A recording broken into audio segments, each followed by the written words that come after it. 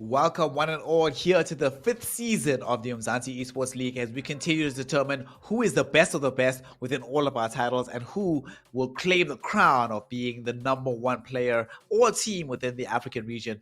My name is Sneh and I'm joined today by Tendo Plays as we begin the day's proceedings with the FIFA22 segment. Tendo, good sir, how are you doing and how you feel about the games coming up today? I am feeling good. I am excited for another week of FIFA, and we're getting to the final few stages of the at least league portion of this pod in the FIFA segment before we get into the playoffs. I mean, all the players have played 5 games, 6 tonight and over Yep. tomorrow. And it's starting to stack up. And the first game that we have is going to be quite interesting. I can't wait to build that one up. I legitimately cannot wait to also witness and build up the first game. But as Tendo was mentioning, we have a lot of amazing FIFA players available within the segment for us today. And of course, over the course of the last several weeks, we've seen a lot of these players contest and compete to try and determine who belongs in the playoffs, who's going to be competing to just stay within the Umzansi Esports League, and who's actually going to put themselves in a position to try and challenge for that all-important cup, and most importantly, for the money, the guap that is available for us here within the FIFA 22 segment side of things. And of course, we see it right here that today's matchups, the Beast Bianchi starting things off versus Mobizilla, followed up by Ruxa the Ruler taking on Divock, and of course afterwards we'll move on to our PUBG mobile side of things. But Tendo, these matches, it's not only important to see whether or not Beast Bianchi can elevate himself, to see whether or not Mobizilla can solidify a top 4 placement, but every single game today might actually have a very large ramification on to what the actual playoffs will look like down the line. Yeah, it really will have a lot of ramifications, but I mean, I'm looking at that match later on tonight, and it's a bit of a wishy-washy match for me. I mean, it's one of those where we're gonna probably look towards Divock to taking it, but Rooks is in a really tough spot when we get to looking at the table. That it's a do or die situation for him. But I mean, Beast Bianchi, Mobizilla, like you said, is really gonna shape how that playoff bracket is going to look, and it is a dire situation I feel for both players here because I mean, Bianchi hasn't looked amazing, right? So Yeah. we can't count Moby out today. We certainly can't count Mobi out, but especially given the fact that there is $2,500 on the line for the FIFA 22 side of things, $15,100 for PUBG Mobile, but on the side of our FIFA 22, it certainly is going to be the case that every single player will be looking towards what the prize distribution looks like down the line. Of course, coming first after the end of the playoffs will earn you not just the crown of Nodwin Gaming Africa's best FIFA player on the continent, but also $1,200 for yourself. A pretty decent side of scratch. Of course, coming second, $500, pretty decent. Third, fourth is $250. But as we look down the line here, Tendo, it's starting to get to that point in the competition where you are very much considering, am I only going to come away with $125, or is it possible for me to earn $250 plus? As long as you get yourself into that top 4, you at the very least guarantee that top 50 and maybe even more, if provided that you actually perform to the level required to be a champion here in the Umzansi Esports League. Yeah, I mean, we're getting to that stage, and especially when we start looking at the log, where these kind of things are starting to hone in and really add to that pressure on top of you. Like, oh my goodness, I'm almost there. I might get into the playoffs. And I mean, I think the player that we're thinking most of is obviously Bobo Beast, right? Because for Bobo, I don't think any of us expected him to be, where he is at this point in the season. Not at all. Like, he is #1 on the leaderboard right now, as we are going to be taking a look at what the leaderboard looks like at this particular point in time. He has gotten himself into a very positive position where he doesn't have to worry necessarily about, well, only I'm going to earn $125. The amount of point tally he has gotten with the goal difference he's been able to accomplish has guaranteed him a place in the playoff bracket at the very least. Masum also in a particular milieu where he doesn't have to worry about whether or not he's going to be playing for the top 4 position. So those #1 and #2 slots have already been occupied. However, where things get very interesting is who else will be joining them in the playoffs. Divock, Beast Bianchi, Mobizilla, all of them enjoying the same amount of points tally at the moment. A very different goal tally right now, so the goal difference looking very positive for the Bravado gentlemen. However, Tendo, we only have these last 2 weeks of play left here in the Yeah. Umzansi Esports League. And it's 5 games for everybody, but this could easily change. If you lose a game, for example, let's say for these opening games, if you're a Masoom, a Divock, a Bianchi, you're not 100% confident about the fact that you're going to be able to guarantee yourself a high slot going into the playoffs, because anything could still happen in this week and the next week of Umzansi Esports League play. Yeah, and I mean, when we're looking at storylines specifically, looking towards tonight's games, right? Bianchi versus Moby, either of them will finish with 12 points tonight if they come out with the win. And we're looking at Masoom right now sitting at 12 points at second place. They can knock him off. And I mean, it's more primed up for Bianchi. He has a little less work to do compared to Moby. But that's a prospect and possibility that we have to think of. Divock later is still going to have that same opportunity to finish with 12 points as well, playing against Ruxa. And I mean, yeah, look, Ruxa, we have to run into his storyline as well, his situation down there at the bottom of the table. It's not over just yet. Look at Young Savage still with 4 points. Ruxa still has a bit of an opportunity here. Even if he ekes out the draw, things can still look a lot better for him. He can come into that final week giving it his all, potentially to try and just stay into it. And I mean, it's so hard to really call where some of these games will go, because we've had weeks where we come in with all the speculations, right, of what would happen, and then everything gets flipped on its head, and we're like, well, we didn't expect that now, did we? And I mean, just to give an example, like Bobo, top of the table. Yes, he was our grand champion, not grand champion, our finalist last season, but for him to be top of the table, it's still a little bit funny for me. Like I'm still trying to hone into that whole idea that, like, you know what, this is someone we should be looking out for. I mean, organizations, everybody, this is an unsigned man topping the likes of Masoom, Divock, the Beast Bianchi, who's actually trying to go back to back, and it's in jeopardy today, right? If something goes wrong against Moby, then we have to start worrying for him, right? Because odds are Divock can definitely get that win against Ruxa later on and find himself on 12 points. So imagine a reality where Moby wins, Divock wins, Luis Beast Bianchi left over. That is a very good question. Where would the Beast Bianchi be able to slot in to the overall meta if he does find himself suffering a loss here today? Mobizilla, over the course of these last couple of weeks, it has really felt like he's re-establishing himself as a top FIFA talent within the continent. And the most impressive thing about how Mobizilla has been playing has just been the fact that he's been demonstrating yet again the fact that he has sometimes an advanced read on the meta. It doesn't always work out for him, but it's certainly been working out for him thus far in the Umzansi Esports League, the 5th season, brought to you by Nordwin Gaming Africa. The Beast Bianchi, of course, our Season 4 champion, will be trying to enjoy a secondary win for himself. So he needs to try and demonstrate that that win that he enjoyed wasn't necessarily just off the back of one phenomenal performance, but he actually belongs here. He needs to be rocking in this particular league. However, Tendo, here's the one question, right? If he loses today, he will not be bounced out of the top 4. However, it's certainly going to have a massive knock on his confidence. And what we've seen up until this point is that the Beast Bianchi is a very confidence-driven player. So talk to me about this, right? Let's say today ends with a situation where the Beast Bianchi is outside of the top 4. Do we have hope that he's going to be able to climb his way back into it and still have a hope of defending his championship as it stands right now? I think we make the joke all the time about, what Bobo Beast is stealing the title of the new Beast. And I think this is going to be that situation where it's like, all right, well, Beast Bianchi, he is Moby. Moby is someone that has the experience, like we always say, and that's where, his advantages really lie. Bring in that new flavor, that magic that we know you for, and earn back that title of being a beast, Or we just have to start calling you Bianchi out here, you know what I mean? Because if there's a scenario where he is outside of this top 4 by the end of today, things are going to be looking really grim, I think, for him and for Young Savage, right? As representatives of Goliath Gaming. Yes, definitely English. It's going to be tough. It's going to be difficult because now they're going to have to fight each other to get into kind of like, all right, I don't want to not be in that top 4 situation. Like, what's going to happen? And we haven't had the situation where the Beast Bianchi goes up against Young Savage. No, we did. He actually got the free win in that situation. So now we can't even count that in. It's just going to be all over the show. And I mean, it's, I think, about time for us to head in. Yes, it is indeed time for us to head into the game. Here we go. Let us get into it. The first matchup of the evening's proceedings.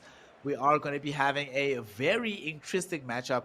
One of the things that I find intriguing about this is that in previous iterations of the Umzansi Esports League, this has been the one matchup that has been quite interesting in the sense that Mobizilla usually has found himself getting the most draws out of anybody involved in the Umzansi Esports League. Erstwhile, Julia the Beast Bianchi has been enjoying the most wins. So this is going to be a very hype matchup here. Tendo, we are into it. We have this game starting out for us. And Julio the Beast Bianchi versus Mobizilla. Winner of this will guaranteed get themselves, I mean, to be fair, Mobizilla is probably guaranteed for the playoffs, but if he wins here, or at the very least get another draw for himself, he's certainly made his life easier for the future passage of this event. However, we've often seen that Julia the Beast Bianchi not the type of player to let this happen for free, so he's certainly going to be trying to make this happen and ensure that he gets this dub for himself to get himself into the top 4 positions and ensure playoffs going forward into the season. Yeah, and I mean, if you're the kind of people that like stats, I mean, if we're looking at the stats, 3rd, 4th, 5th in the league right now, all have the same results, right? They've all won 3 games, they've lost 2 games, so you can't really come into this one and, like we said, count Moby out. I think we have to really hone into the possibility of Moby maybe taking this. He's on a good attack so far, and he's been pretty much on the attacking front foot for most of the beginning of this tie. We are 12 minutes into this. And I love to see that because sometimes we get those games, right, Snare, where we just enter and all of a sudden there's a goal. We have to catch our breath. The player have to catch their breaths, and it's just chaos. And usually those goals come from Julia the Beast Bianchi. Trying to open up one right now. Joko to Mbappe! Woo! That came close to creating the prediction that Tendo was talking about right now with goals happening in the very early moments of the game. Thus far, though, still 0-0. Joe Gomez will be able to isolate Mbappe, getting past his man there. Will he be able to get past the second? Doesn't seem like it. Oh, it actually does. Now, is there opportunity for a cross, though? He's not going to try and reach for that. Instead, recycling the ball to Nuno Mendes. Now to Jadon Sancho. Jadon Sancho, can he get past his man? Yes, he does. Gets off the shot.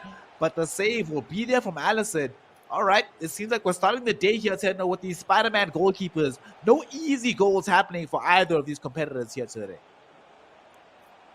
Wait this minute. Yeah, well, he spoke too soon. Oh, he spoke too soon. Yeah. Kylian Mbappe threads the needle past the keeper, who was looking so good. I was even about to mention that Allison has been a really great pick for a lot of players in the Umzansi Esports League thus far. Yeah, but that's just an unfortunate scenario that happened over there. Oof. I mean now, yeah. Dude, I don't know. You know, I think for Moby, you really had to just clear that ball, get it out, get a breath real quick. And I was about to mention, last week we had a situation where Moby really exhausted these players from defense. And I don't want to see something like that happen and again, something similar, because then, I mean, against the Beast Bianchi, you're basically just handing it to him at that point, right? Yep. Absolutely. The Beast Bianchi can often thrive in these situations where he has more pace and energy available from his players than yours. And then before you know it, 2, 3, 4 goals have flown through in the back of your net. However, only the one. Mobizilla has generally been the kind of player that will always concede a goal or 2. So it's not too frightening right now for him. The question is, can he prevent this next goal from coming in? An advantage being played towards the side here of Beast Bianchi from Jude Bellingham. We will be able to find Hori on the edge of the wing here. Very slow build up here, but slowly but surely he's trying to advance the ball further forward. Rafinha still has possession of the ball, gets it forward into Joko. Joko, oof, can't get the turnaround. Sandro Tonali there with the possession interplay. But however, here Tendo, immediately it ends up being the situation where the Beast is back on the ball. So he's still looking for this second goal for himself to try and extend the lead over the side of Mobizilla. He's really digging. He's trying to find a bit of an entry point. But that's why Moby's defense has been good, besides that one goal that he let through. Really tight. And he's just trying to find something. The shot flies through. That's something for sure. Sancho's still on it. Passes to Mbappe. Oh! The 12th man sends it. What a passage of play. And I mean, there's still a little bit more play. Sancho now sending the ball out from a short corner. Moby needs to catch a breath, because I do as well right now, because that was hectic. Can't believe Mbappe just missed that one. It was certainly 2, but here he is still holding it at 1. But holding for how much longer? Because it's just an attack after an attack from the beast Bianchi. And here he is. He's in. He's looking for the pass. Chiellini there. Good defense. Chiellini, the Italian defender that we've seen being occupied in so many teams and giving the requisite defense. As in this case, kept it as a 1-0 lead in favor of the beast Bianchi. I have noticed that the beast has swept out Antonio Rudiger. Usually we've had him at least occupying 2 of the Chelsea defenders, but this time around, just only keeping himself to the side of Reece James. But this attack, though, might be looking very, very good. But what an interception. Sanhok Tonali steals the ball, and now here's the attack. Will he be able to make something happen off the back of this on the side of Mobizilla? He generally tends to be a much more developmental player, and we see that being occupied right now. MLS gets the ball into Vlahovic, and Vlahovic gets the shot off, but it doesn't go into the back of the net. It will be a corner. However, the angle of that corner not going to be the best in the world for him. So, unfortunately, not going to be a goal for Mobizilla. It still stays at 1-0 in favor of the beast Bianchi. They say if you blink, you'll miss it, and that's exactly what happened with this first half. I mean, we're going into it with the beast Bianchi with the lead right now, and just the lead, right? And let's not forget, Beast Bianchi sitting with a positive 4-goal difference, so he's adding onto his tally, and is currently technically second place in the league, over Masum, over Divock right now. So he's cruising comfortably, as we are, but it's not over yet. I mean, we've seen hints of maybe Moby coming back into this game, but I think we're going to see him have to chuck a little bit more coal into that fire to really start burning. Absolutely, and I mean, we've seen before what the difference that kind of fire can make. Right now, the standings as they are, Giulio Bianchi might be second, but he was 4th before we came into the proceedings, primarily because of the fact that his competitors were able to unleash that strength of the coal beforehand. Now it's going to be up to the Beast Bianchi to make sure that he gets this W. 1 goal, certainly not enough. Let's see what this attack can bring, though, for Mobizilla as he's trying to equalize here. MLS did get the ball back into Sanhok Tonali. The pass doesn't go exactly where it was supposed to. He didn't manage to reclaim it, but that's so sad here, Tendo. Whenever you get the spillage on the ball, you pass it, but it still goes to the opponent. Woo! You are hating life right now if you are Mobizilla at this moment. Yeah, Cole is looking like a bit of a danger man right now in the middle. He can't contain him. And from that passes replay, that almost went in. Thankfully, the glue on the keeper's gloves has saved the day once again. Let's take a moment, maybe here, Moby, to send it away, please. Anxiety is hey, yo, please, man. Thank you. Oh my God. No, he's still playing it on the ground, Snare. What is going on? Mobizilla is forgetting. He is sitting 5th place in the overall standings right now, ladies and gentlemen. He's giving it to the Beast Bianchi, who just play around with. A shot comes in. Chiellini saves it. What is happening right now? Someone close the faucet. There's just water leaking everywhere.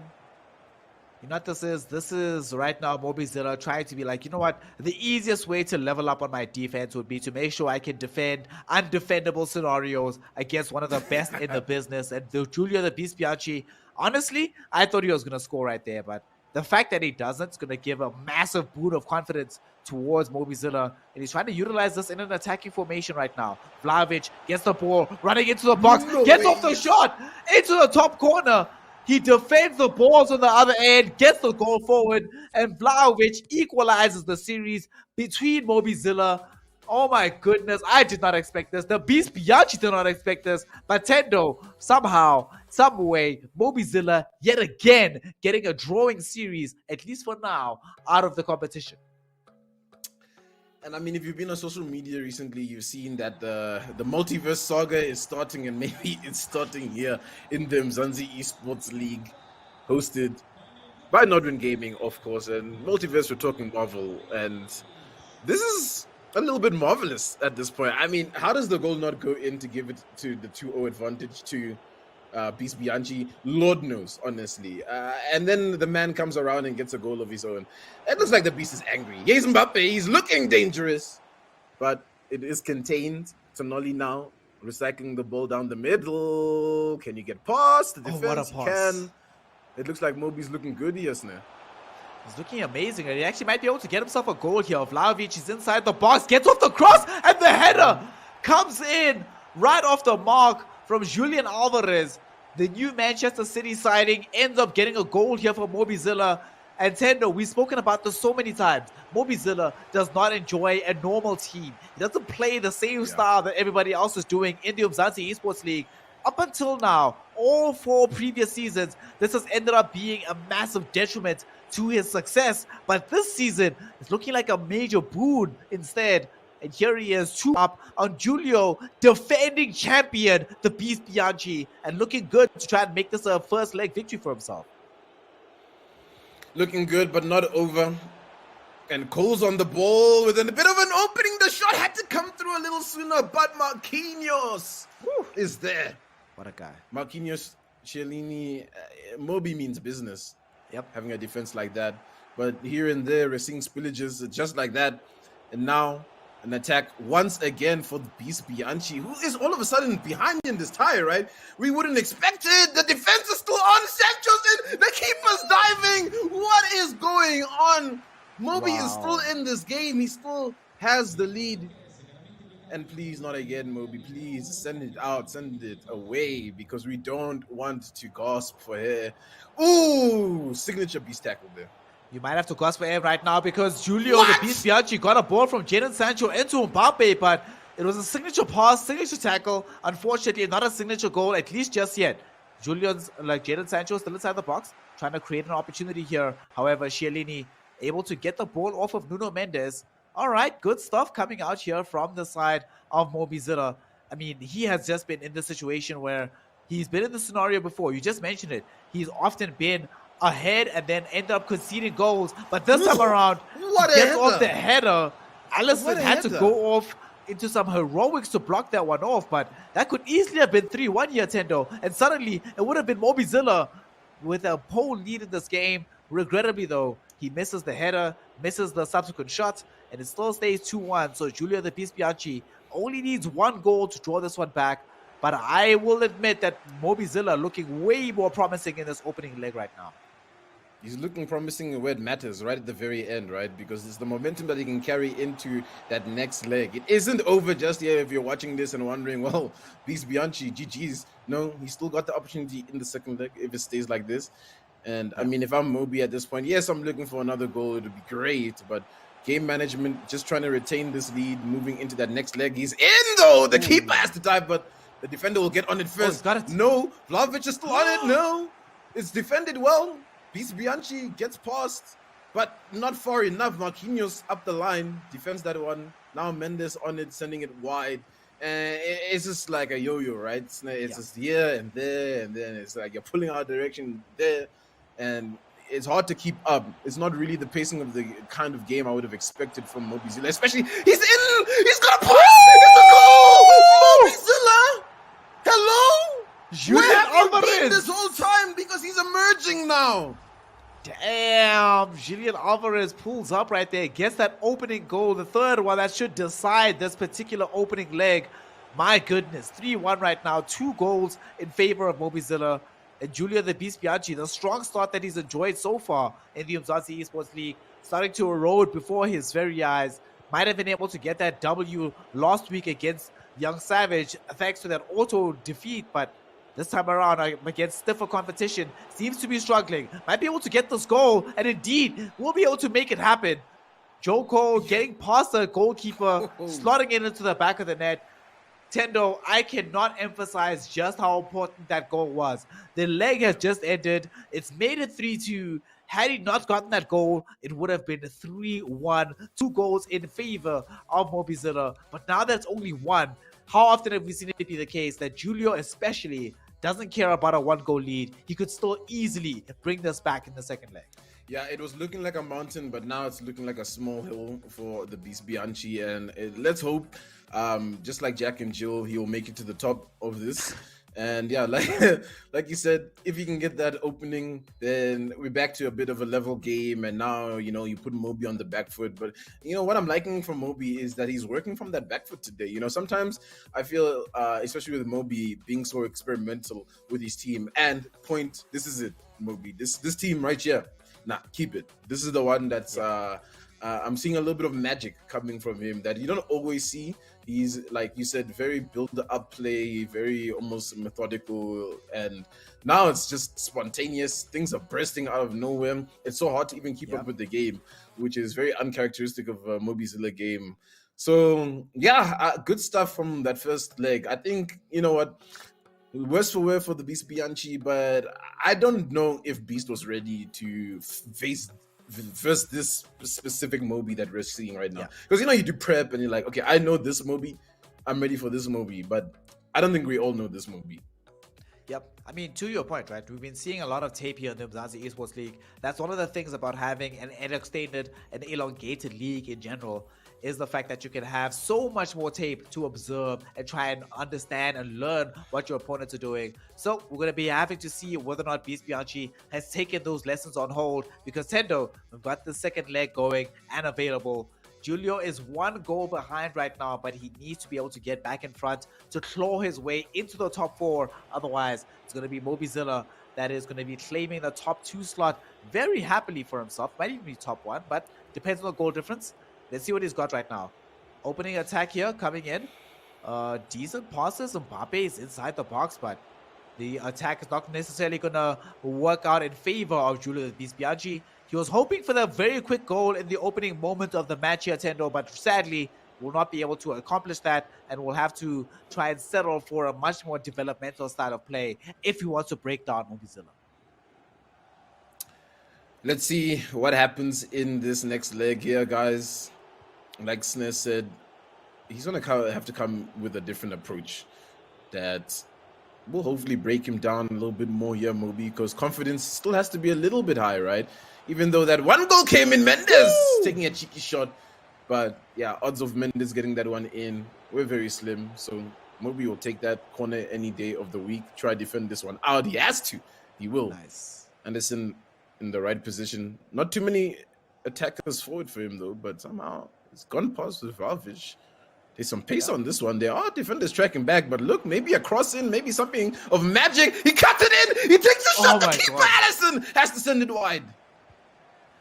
I am shocked and amazed that that wasn't a goal. He's going to try again right now. Off the corner kick, Felipe Anderson still on the ball at the moment. Can he get past his final man? Not going to be able to do so thus far, but he will be able to get the ball out onto Vlahovic, and Vlahovic will start it into the back of the net, making this a 1-goal lead in favor of Mobizilla. That came out of nowhere. It is now 4-2 on aggregate. Vlahovic making sure that Mobizilla yet again going to be having one of these games where he came into it a little bit of an underdog here, Tendo, but somehow, some way, he's able to assert himself as the dominant competitor. He is in the lead by 2 goals. What must Julio the Beast Bianchi do to come back from this one? An answer, maybe. The doorbell seems to be ringing. He wants to get inside. Sancho looking for an angle. Maybe he'll find a pass for some space. He's holding on to it. Bit long. Bellingham now. Opportunity! It's shot in. The keeper has to run to punch it away. It's not quite safe just yet. Player stumbling. Oh my God, but he will collect the ball here, Mobi. He is still in the lead by 2 goals. But will he build up more on this momentum that he has now? The question is going to be answered by him. He's doing this very well, though. Playing with more of the ball. A little bit of game management early on, but now here comes the attack. MLS finds the ball onto Neymar. Neymar can't get past Reece James, though. I mean, one thing we've been very good about here, Tendo, is that keeping the Chelsea bias to a minimum, but Reece James, the best right back in the world, even better than Trent Alexander-Arnold, able to make sure that at the moment, Julio the Beast Bianchi able to stay in the game. This attack, though, might be quite promising. Joe Cole will be able to come back to Rafinha. No open passes for him just yet. He tries for a pass, but Sandro Tonali intercepts it. This might be an opportunity for Mobi here, Tendo. This could be a goal in the opposite end of the park. It really could be a goal at the opposite end of the park, but Gomez snuffs that one out. He'll keep it away from the box. Lovely ball into Mbappe. He drags it back in. He has full control. The keeper's coming out. The keeper, his fingertips touched it and sent it away. That's all I'm going to say. What? Wow, Allison, wow. What a pick of the day. And I mean, it was fun to saw before, but maybe Allison, here's another moment maybe for him to shine, but it will go wide. That is so regrettable. We've seen Julio the Beast Bianchi score goals from that angle before, not just in general, but in this tournament in particular. But unfortunately, here in the Umzansi Esports League Season 5, it's not going to work out for Julio in this instance. Has a lot of work to still do for himself. Good pass coming in from the goalkeeper. This man is playing with fire. He is playing with fire. You can tell he's not necessarily accustomed to this much pressure coming in onto it because Julio not going to let him breathe no matter what, even if he has possession. I was actually about to mention where I think the game strategy here is make Julio feel comfortable. Like, let him feel like he has control of the game, that he can get back in. And in moments like this, where he has the counter really explode and find a goal, if he doesn't stop that pass, okay, he's gone back for it. But actually, the pass is still in here to Mendes. The shot in! The pass! No! Oh, it goes wide. Okay, Allison off the mark. Oh, my God. Oh, my gosh. That's what I mean. Like, Julio's been comfortable the whole time. It really feels like he can work his way back in. Like, you know what? This guy's attacking the whole time. Like, Moby got nothing on him. And then Moby's just like, opportunity. I'm going for the strike. But wait, Sancho! Ooh! Damn! Jadon Sancho getting the goal out. It didn't seem like he actually had the angle, but that cross the post strike, amazingly done from the former Borussia Dortmund man, current Man U guy. All right, that makes it much more interesting here because if he can claw one more goal back on Julio the Beast Bianchi, suddenly it's an even series, and he's trying to make this happen for himself right now. Jude Bellingham into Rafinha. We'll be able to find out Nuno Mendes. Nice roulette around Felipe Anderson. However, there's so much defense in front of him. How on earth does he get past this? And the answer is that he doesn't. Ends up throwing out a very errant pass, giving up possession back towards Mobizilla. And Moby might have conceded this goal, but if he can get to this halftime mark here, Tendo, without conceding another one, he'll feel so good, especially if he can get one more for himself. Nuno Mendes finds the cross. However, that will not be a goal. A bit of an awkward cross coming out from him instead. As long as he can run down this time, I think he'll be okay for himself. Yeah, I think he needs that halftime. He needs to breathe a tiny little bit. The strats have worked today thus far. But for how long, right? Because the beast is still hungry. He's still looking for opportunities, even right now, before the half is ending. Here's Mbappe on the run, in the box, options. But thankfully, it gets caught out. And now, just hold on to it. Get into halftime. Let's start thinking now, right? Because maybe the draw is what we're looking at being a potential. Ref? Halftime? All right, there you go. But yeah, the draw snap, maybe, I don't know. Like, that could still be interesting, right? Because with the draw, it's going to keep the Beast Bianchi where he is right now currently. And it won't change too much. But I mean, 10 points won't look nice for either one of them because it can still get a little bit sticky along the way, especially if that final match, like, if one wins that match or one loses that match, then that's when it's going to become a little bit tricky if they find themselves on the draw here. Especially given that Mobizilla right now is enjoying the top 2 position. So for him, the draw is okay, right? It's acceptable. However, for the side of Beast Bianchi, he is the one that needs a W. He doesn't find this W. Suddenly he's in a position where he's not guaranteed to be in the top 4 position at the end of the league play of things. So he certainly needs to be able to put his best foot forward. So this second half of the second leg is going to be absolutely instrumental here for Julio the Beast Bianchi. Let's see what he can accomplish. Marco Verratti on the side of Mobizilla just wants to be able to make sure he keeps possession. I feel like if Moby can just play a lot more game management style, he might be able to walk away with this victory here, Tendo. Even if it's just one goal is sometimes all you need, and one goal is the Moby special. This is how he usually wins out most of his ties. Yeah, definitely. But I mean, against the Beast Bianchi, who's still looking so hungry, by the way. I mean, he's been battered. He's been a tiny little bit defeated in, a funny little way here. He's still quite in this match. Then it becomes a little bit more comfortable for you to at least do that game management style that you're talking about when you have that 2-goal advantage leading towards the later stages. Because right now, I mean, Beast Bianchi finds a goal. It's back. The match is in. Then it's just chai for Mobizilla because then I don't think you're going to stop the Beast. Here he is. He's looking to get back into this right now. He takes the shot. What a save. But if not for Allison, we would be speaking other things here. Nice. Allison making sure to keep this game competitive right now. Although Julio the Beast Bianchi wants to make sure the competition gets even tighter. Not Oh, going to be able to no. get past this final man, but great interception coming in from Mobizilla. Jojo Chiellini. Fam, how many times have we spoken about this Italian defender? He's just been putting in the work for so many of these squads, keeping things clean right now for Mobizilla. I really thought that Nuno Mendes was going to be able to carry that ball, but regrettably he can't. So this might open up a chance here for Julio the Beast Bianchi, since he is back on the ball, and we've seen how dangerous he can be when he can find an opening and promising run for himself. If you're just joining in, we have been going back and forth on, does Moby keep this lead? Does he, ultimately take this dub against the Beast Bianchi, who isn't really desperate, right, to find this goal in terms of, he's got that fight, he's got that drive in him to really build himself back in, but it looks dangerous in moments like this, when there's an opportunity like this. Oh, what a tackle. Gomez.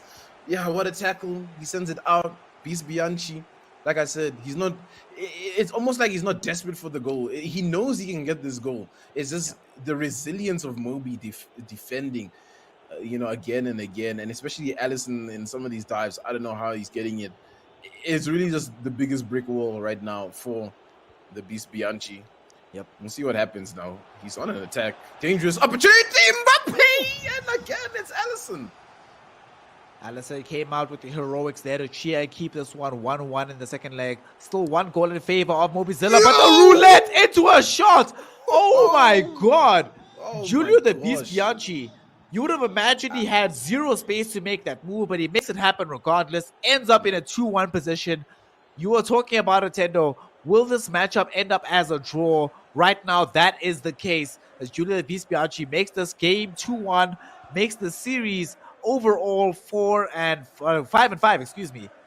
Oof, so much closer than either of these gentlemen were expecting coming into today's matchup. Yeah, a bit of a thriller in the goal sense of things as well, right? Probably wasn't looking at this one like, all right, well, we're gonna be screaming at the top of our lungs, goals flying left, right, and center. Wait a minute, Sancho, looking dangerous. Okay. Can he find a way in? I mean, no Moby is defending for his life right now if you're watching this, because look how many players are back. There's hardly any players on for this counter attack, and Bellingham is still getting through regardless of how many players are in here, and he's lynching his way forward. Even Chiellini can't stop this attack at this point. He's holding on to it. Mbappe ultimately has to get tackled. Penalty maybe? What? We don't know. The ref is there on the pitch. We're just here, just observing sometimes. Yep, the referee is certainly doing his best impression of Earl Hebner today, calling all these wrestling matchups, but it will be a case where Mobizilla can get the ball out of his own box and now try to carry it into the opposing box. Will he be able to turn this into a goal? Playing on the edge right now. Can he get past Marquinhos? He can. However, he gives the ball directly into the defensive lineup, and now this might be the chance. This could be the opportunity here for Julio the Beast Bianchi to get the decisive goal. We are all drawn up, so one goal is all it'll take to win the series. And now Julio, he's in the box. Mbappe lashed out the shot, but not enough power, not enough direction. Will end up being blocked by the goalkeeper. And now there's still another chance here for Mobizilla to try and get the decisive goal of the series. Squandered pass there for Moby. He really needed that, but he's been a bit lucky. Oh, no! Wait! Okay. That could have been something. That's all I'm going to say. That really could have been something. I, for a moment there, thought it went in, and the Beast Bianchi just left his guard down a little bit too much there, and then it was just going to be a wrap. But lost 10 minutes now, guys, and as it stands, it is a draw. Both players will walk away with 1 point, and something crazy happens here. Somebody has the gears to really pull it out. If Mobizilla gets the 1 point, he's much happier with this particular point than Julio the Beast Bianchi. The Beast needs the 3 in order to be able to elevate himself properly into the top 4. Once he gets this 1 point, yes, it will, for now at the very least, get him into that top 4 position, but we do not know what's going to happen in the second matchup of the evening. And of course, tomorrow there's more action taking place here in the Umzansi Esports League. So he's not in a very happy position right now. He needs to be able to try and make this more secure. However, Mobizilla applying this pressure. Sanhok, very odd pass there. Gets up being given away.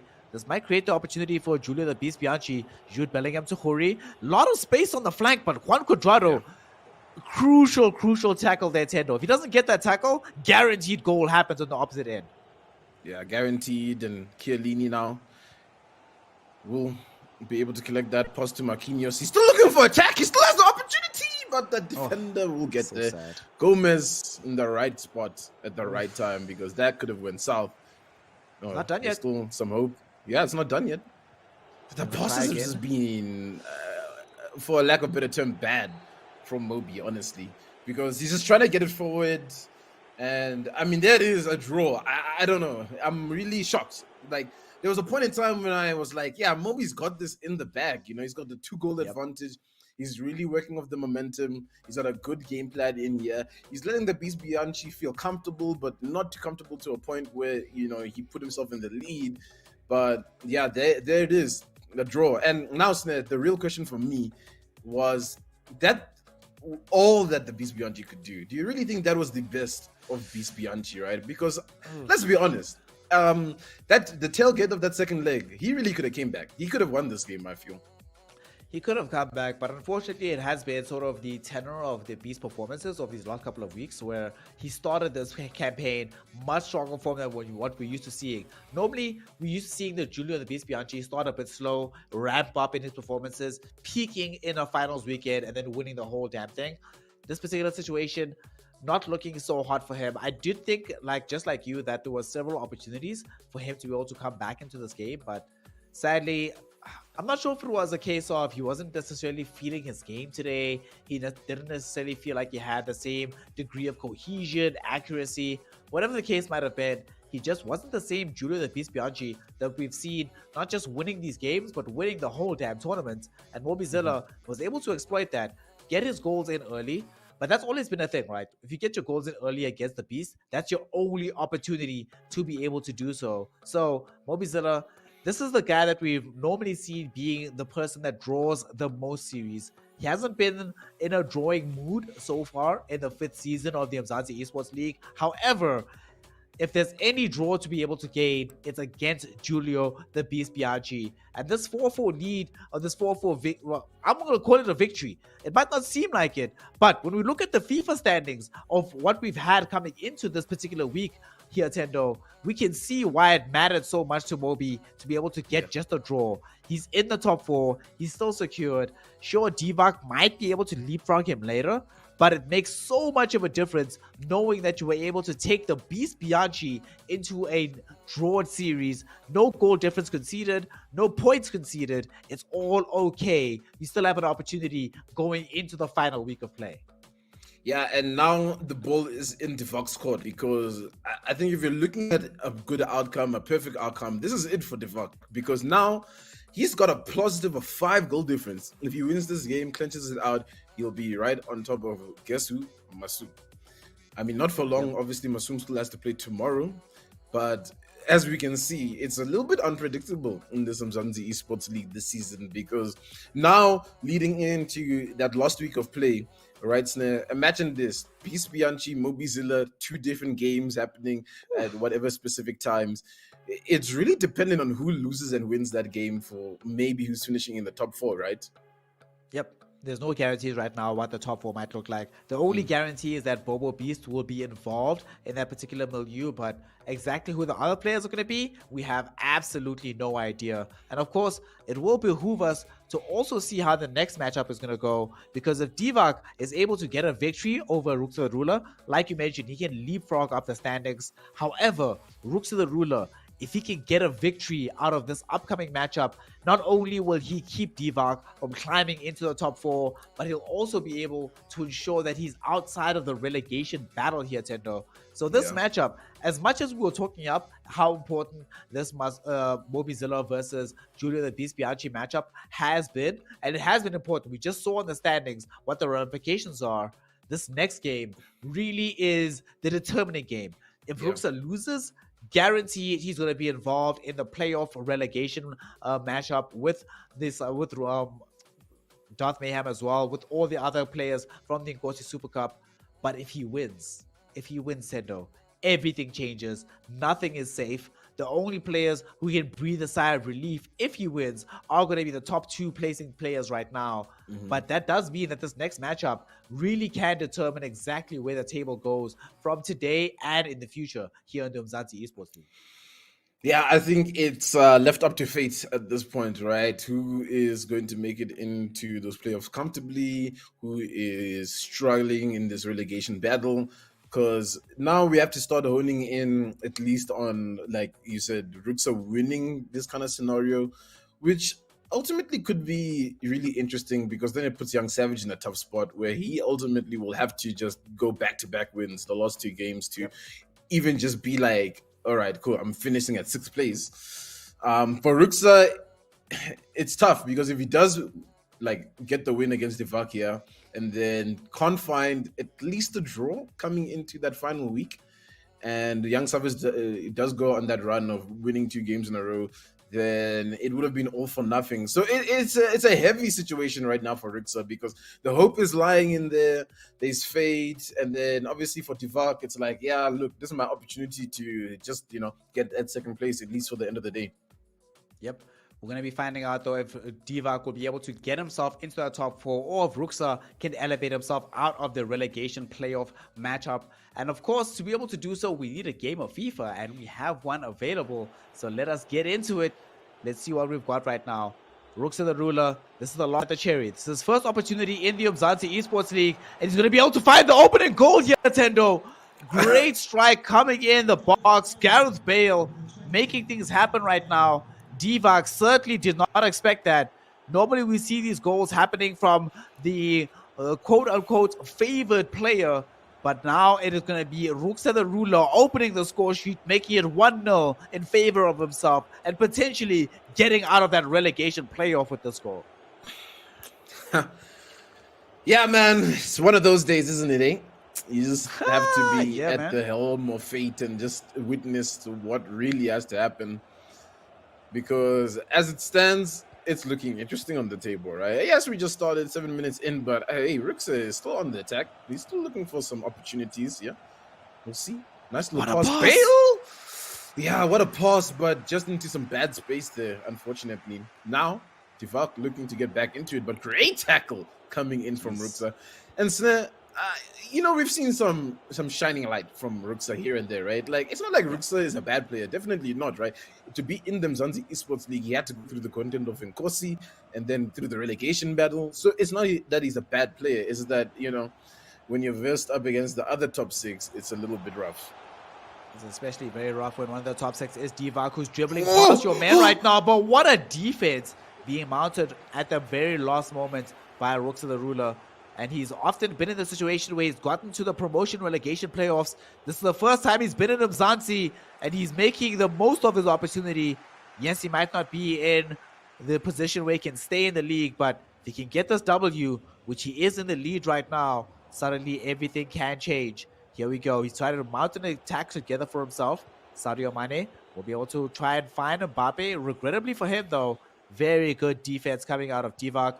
Unfortunately, though, for Divock, he's not necessarily the most counter-attacking player in the world. This is not Mobizilla we're talking about here, Tendo. So if you give up the ball in some of these positions, you still feel relatively safe if you are Ruxa the ruler to try and get the interception and turn this into a counter-attack for yourself. Ooh, ball fumbled a little bit. Was looking a tiny little bit dicey. But yeah, Ruxa just needs to find himself in some good positions, and thus far it's been looking good, right? I mean, we haven't seen much of Divock, and I'm surprised he's even queuing up a pause. Maybe he's not feeling something out in the squad and wants to change here and there a few things after really feeling up against Ruxa. And it can sometimes be like this right in the beginning of these matchups. Someone like Divock, who's been a 10-year inside the Umzansi Esports League, up against someone, a newcomer, new skills on the block, and he's just not used to the playstyle and what he has to offer, and it's just a bit of a shock. Referee? Yeah, no, I think it's a free kick. I saw it. No, it's coming. I'm so surprised. Honestly, at this point in time, I've just been... The only time I expect the referee to get involved is if you actually suplex somebody, then the referee's like, fine, okay. I have to say something. You have to, we get a free kick coming out right now. The scary thing is that... Here's what's really scary, Tendo. The only players that we've seen so far in the Umzansi Esports League that have been dangerous from set pieces have been the players coming up from the Nkosi Super Cup. It's Yeah. been Darth Mayhem. It's been Ruxa the Ruler. So from this position, this could easily end up being a goal. We did see Divock swapping out Marcelo in favor of João Cancelo. However, this might not prevent a goal from happening from the free kick. Woo! Good save, though. Peter Good attempts. Schmeichel have the good hands on the ball. We'll keep this one at 1-0. So 1-0 is not that much. We just saw in the previous matchup, for example, that 1-0 can still just end up being a drawn game at the very end of the series. So he can't rest on his laurels here on the side of Ruxa the Ruler. Oof. Defender had to come flying in to save that one. Good clearance as well to send it out wide. Interesting passes, interesting play coming from Ruxa. Really, it's also that point in the season where it's like, hey, this is one of those games where I'm really not favored, ultimately. Yes, I'm in the lead, but I have to just come in with that same mentality. I feel like it was come in, play, have some fun, try my very best, show what I've got. And so far, so good. Divock still on the attack. Divock still in possession. Royce will get intercepted. The ball still in the favor of Ruxa. Honestly, you were just mentioning it now, like I'm not necessarily in the favored position. Generally speaking, Divock comes into these games expecting that he's going to be able to win, even if he's playing up against like the Masums, the Julia Beast Bianchis, the Mobis, the Young Savages of this world. However, we can certainly see in this matchup that he might not have done the necessary preparation up against Ruxa the Ruler, as Ruxa has a better read over onto Divock. Almost able to get a goal off the back of this. If Ruxa was like, we've spoken about this how many times, Sendo, that if Ruxa was 5 to 10% more effective on the finishing, he would be so far ahead right now in the Umzansi Esports League. Yeah, he'd definitely be competing a little bit more against the top players. And right now, yeah, the plays are there, but yeah, the finishing just needs more finishing, We'll see if that is worked on. Coming back into hopefully relegation battle, or you never know, guys. Like I said, it's a chance thing. It's fate sometimes. I mean, he's in the lead. We're speaking as if he doesn't have 3 points technically in the bag as we're speaking. So we'll see what happens. He's still on a great attack, great passes as well to just retain the ball. And Divock just doesn't really have a great read on how to close out Ruxa. He's in on shot with Alexander Arnold. All right. Yeah, man, the shapeshift card of Alexander Arnold that we've been seeing occupying the attacking positions has been so strong right now. Divock in on space. Sadio Mane gets off the shot. Oh! The 12th man is not going to matter because Divock able to bounce it off of the post, getting a goal with Marco Rios. Woof, that came super, super close. I was going to cry for Divock if it ended up being the 12th man denying him his goal. But now we are all even here, Tendo. It is 1-1. No difference between these two players. Ruxa did everything he possibly could in the opening salvo to try and get that early goal, put himself in the more advantageous position, but it doesn't end up being the case where he's able to utilize that position to get more goals. And now it's 1-1. How many times have we seen Divock clawing back that goal and then suddenly end up in a situation where he can claw back the entire damn series? Yeah, and I mean, for Divock, he needs to be very goal-minded, right? Because goal difference is definitely playing a big role in this league, more at the top now even. Because, I mean, look, Bobo has plus 14 goal difference. And it's going to be really hard for anybody to really catch up to Bobo as it stands. So for Divock, he needs a little bit more points so that he can break away from where Masum is. And then things can start to get a little bit more interesting when we have to watch Masum's game tomorrow. But yeah, it was one of those halves where I'm like, yeah, good half for Ruxa. I mean, despite him getting that goal at the end, like we said, he's not really favored in this matchup. So that's a good 1-1. It's looking competitive, which is also nice. We'll see if maybe Divock has a better read of how Ruxa is playing. But for now, we can't really count our chickens until the eggs have hatched. We certainly have to see how these teams are actually going to play out to ensure that they get the dub that they quote-unquote deserve. Nobody deserves a dub. You have to earn it.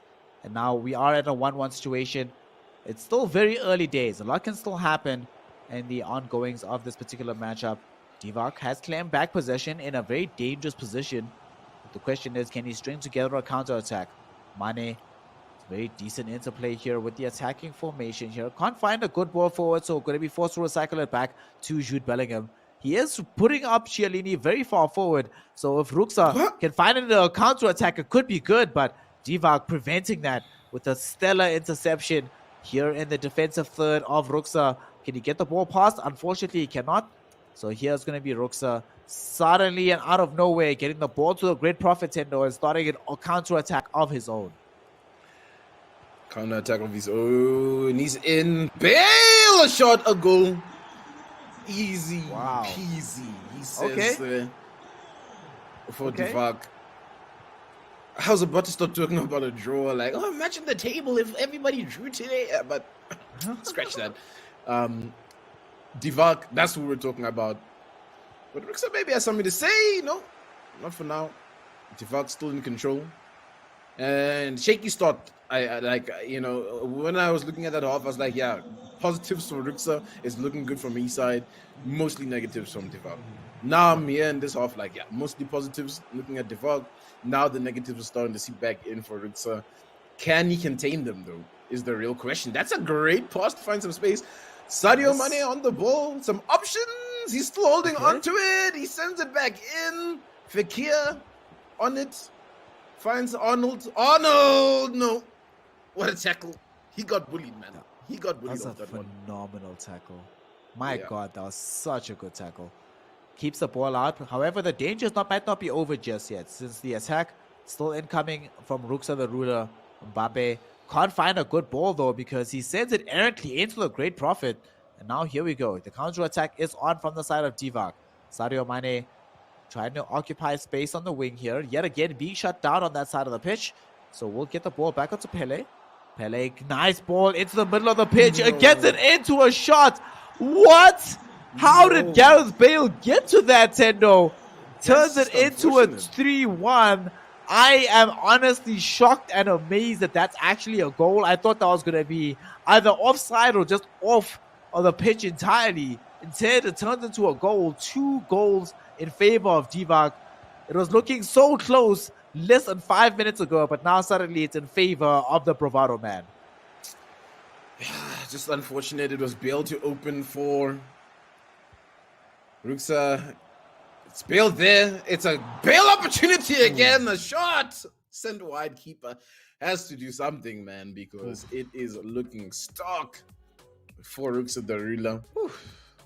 And it's so hard for him, right? Because he started so well. Like when he began this matchup, he was the one that opened the opening goal. However, we've seen this from him before. Do you remember his first game that he played in week 1 here on the Umzansi Esports League? He was the first person to get a goal against Julia the Beast Bianchi. It seemed like he might be able to make things much more favorable for himself, but I don't know. This trend is very bothersome to me here, Tendo. The fact that he opens up the score sheet, he's the one that opens up the aggression, but still ends up in a losing possession and a losing position once the game actually wraps up. Yeah, it's not good, right? You know, it's starting off with all the positives and then ending with the negatives, when the ideal situation is usually starting off negatively and then fixing it at the halfway point. The header in. It's just corner after corner. He's just taking a beating at this point, Ruxa. With how many opportunities are being shot his direction, he will be able to just recycle that ball and get it out of there. Yeah, he is getting it out. But yeah, man, you just can't keep taking these kind of blows. It's going to start to play on the mental a lot, because now it was like a game where it was really close, and we thought that Ruxa was going to give Divock a little bit of a challenge tonight. But as it's going, it's looking like a Divock show. He's looking good. What a tackle from Ruxa to get that ball. Maybe this is what he needs to pull himself back in. He was looking for that pass down the middle, but it was closed off by Divock. Scoops it on over. Mane! Shot!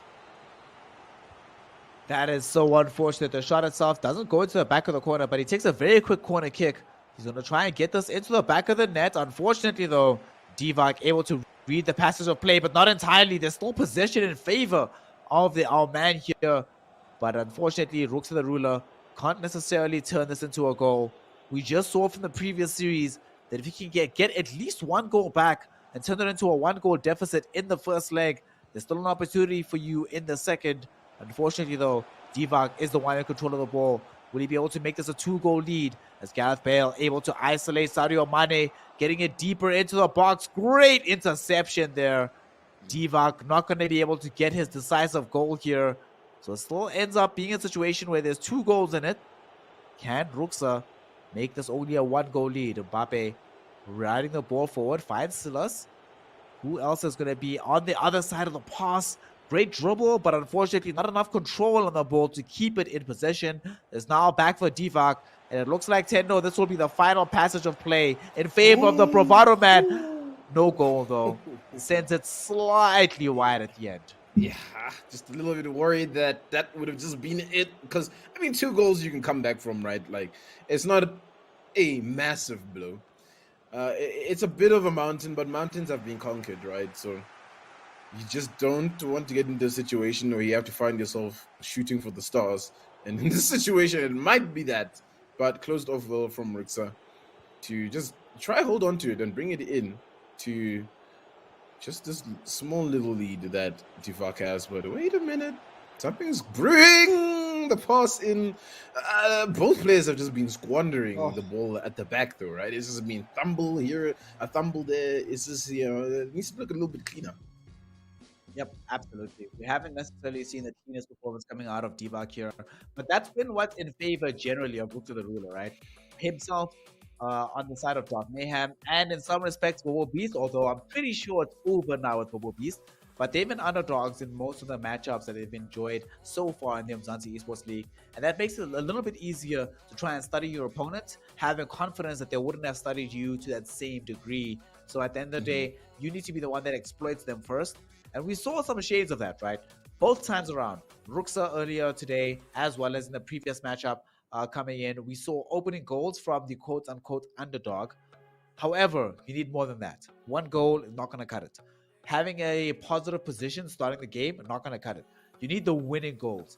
And now as it stands, although he started the first goal here, does seem like Ruxa Ruler needs to bring up so much more to win this matchup out. So let's see in the second leg here, Tendo, if he can make that happen for himself. Because if he doesn't, he's guaranteed going to be going down into that promotion relegation playoff. So here in the second leg of this 6th week of the first day of the Umzansi Esports League, we need him to perform. He needs 2 goals to come back from. Can he do it? What do you think here, fam? It's a big ask, I think, Snare, honestly.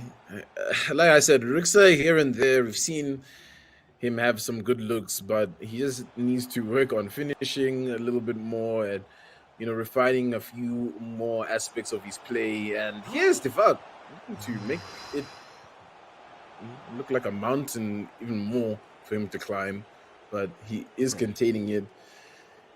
I mean, if I'm predicting, it's looking good for Divock to finish, second at the end of this day. But yeah, 2 goals is, you can make it back. It's not impossible. And here he is looking good. The keeper, safe hands. Whew. Safe hands a little bit. But it might not be over just yet as Ruxa trying to string together an attack of his own. Will he be able to make something happen here? He's going deep inside this, and there's going to be the shot.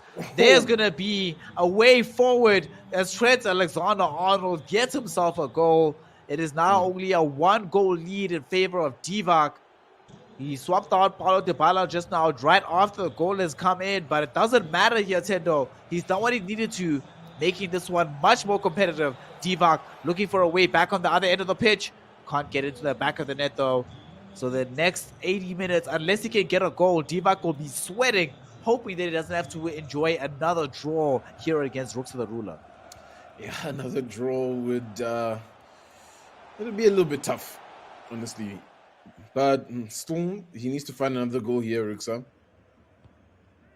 Yeah, I just had to be quiet for a second there because that looked a little bit dicey, We've already seen some crazy stuff in that previous fixture. We'll see now, Ruxa, if he can look for another goal. Down the middle, the ball is. Silas on it. Options limited, but finds Vieira. Vieira now to Mbappe. Mbappe looking for some room, but cut out. Defensive line looking good, but Silas finds a spot. He breaks free. He takes a shot. Keeper, though, Oh, it's still in. It's still on the line. Are Bale! you kidding me? Oh, Wow. just too many bodies in front there. It could have been a screamer. Could have been. Still, though, it's good momentum coming in right now from the side of Divock. He's trying to mount an immediate counterattack of having to do this defense. What can he make happen here? Unfortunately, there were not enough shots going forward, so Jude Bellingham holds up the ball, finds it forward onto Marco Rios, but immediate interception and a tackle from Marquinhos will prevent the ball from going too much further forward, and that will enable the side here of Ruxa the Ruler not being able to get a goal, but at least keeping some maintaining control of the game, not conceding a goal. If you can keep this at 1 goal, this might still be very promising. The attack. Oh, Mane gets the ball in a beautiful fashion coming in from the midfield, but unfortunately, the angle of the shot not going to be favorable for him, Tendo. So not going to be able to get the goal that he desperately needed at this point in the game. Yeah, desperately needed a goal there. Wait, that's in? Oh, yeah. Yo, man. I was about to be like, what? Is no one watching that? Oh, let's see now. Oh, they're giving him some room to run in. The pass! Bale's been dangerous there, but sent into the keeper's hands. Thankfully for Divock. Divock taking a lot of pressure recently. He's looking to add a little bit on now to Ruxa. That tackle just not great. Opening up a lot of room, but closed out at least from Ruxa. And it's getting to that dangerous point where, you know, you're in the lead by 1, but it's very easily a draw at this point, especially with how fierce the attack is looking from Ruxa. He just needs to find a good finishing opportunity. And it just might be curtains for Divock if he doesn't find a goal now to bring it back to that 2-goal advantage. Yep. At that situation that we just saw the attack, I was almost convinced that Ruxa was going to be able to score, but unfortunately, the ball went a little bit too far forward, and the header from his winger did put the ball a little bit out of the position where he might have been able to lash it in for a cross. However, he's still on the ball right now. Silas in through the middle. Great tackle coming in from Divock. This might be able to turn into a counter-attack. But however, we have mentioned it before here that Divock, not necessarily the greatest counter-attacking player in the world. We normally see Mobizilla enjoying that kind of privilege. However, this is a free kick.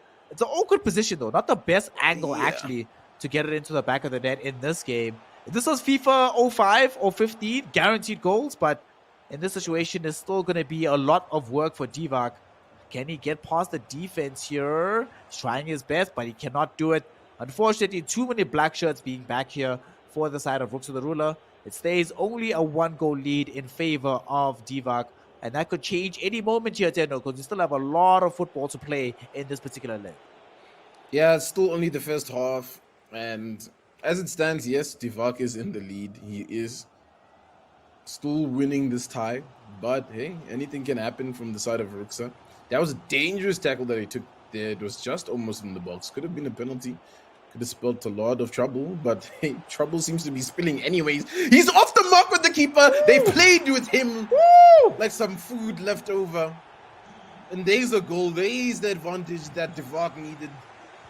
And now it's looking a little bit grim for Ruxa the Ruler, especially coming into the halftime break. Yeah, the worst time to get scored against. We speak about this all the time. Like, immediately after you score a goal, it's very easy to have a goal scored against you. But the worst time mentally to concede a goal is right before the halftime break. A lot of work needs to be done right now by Ruxa the Ruler, unless he can get this goal for himself. But no! Squanders possession at the very last passage of play. Will end up being a situation where this leg is now 1-1. Unfortunately, 1-1 is not good enough for Ruxa because that means that he is behind now, Tendo. The overall score sheet not favorable for him, and he needs to do a lot more work in the second and final half. Not that he's not incapable of that work, but it just feels like yet again the issue with this guy is that if he was a little bit better at finishing, he'd be so much further ahead than he is right now. He definitely would be a lot further ahead. And it's also a few defensive mistakes here and there as well that he's been making that is also been affecting his gameplay. And hopefully he looks back at VODs like this, at games like this, where he's almost got it, right? He's almost got Divock, downloaded the manual, but he's just missing a few pages. And those are the pages that Divock is using to really take advantage in this game. It hasn't just been the Divock show, though, right? So it's really Absolutely just not, been yeah. Divock keeping this small lead. But maybe I'm speaking too soon. Maybe a shot. That Nice was one. an awkward shot. Oh, this is like when you're trying to, install a game and the game is like, oh, we need these patch files, and you're like, snap! I thought the Or game was back in the installed. day when you used to have to say 2 disc install on PC. Yo, those are Yep. dark This times, man. is. It feels like Ruxa has disc 1 to 3, but disc 4 is just a little bit lacking right now. If he had Yeah. disc 4, man, woof, his Yeah, game would disc be 4. out of this world. Right now, though, he's gonna have to bring in at least disc 2 of the defense. Unfortunately, that disc is scratched, and Divock able to get right past him. Oh wait, no, it's an offside. What? Okay, it's fine. He put toothpaste on the disc. It's okay. It's okay. It's still working. It's fine. Yeah, he was trying to actually put in the code, and he actually just misplaced one number, and now it's all working. He's back in it. There's an attack as well now for Ruxa. He really needs a goal in this opportunity, but Schmeichel, off his mark there, will just jump up, scoop that in, calm the defense down a little bit.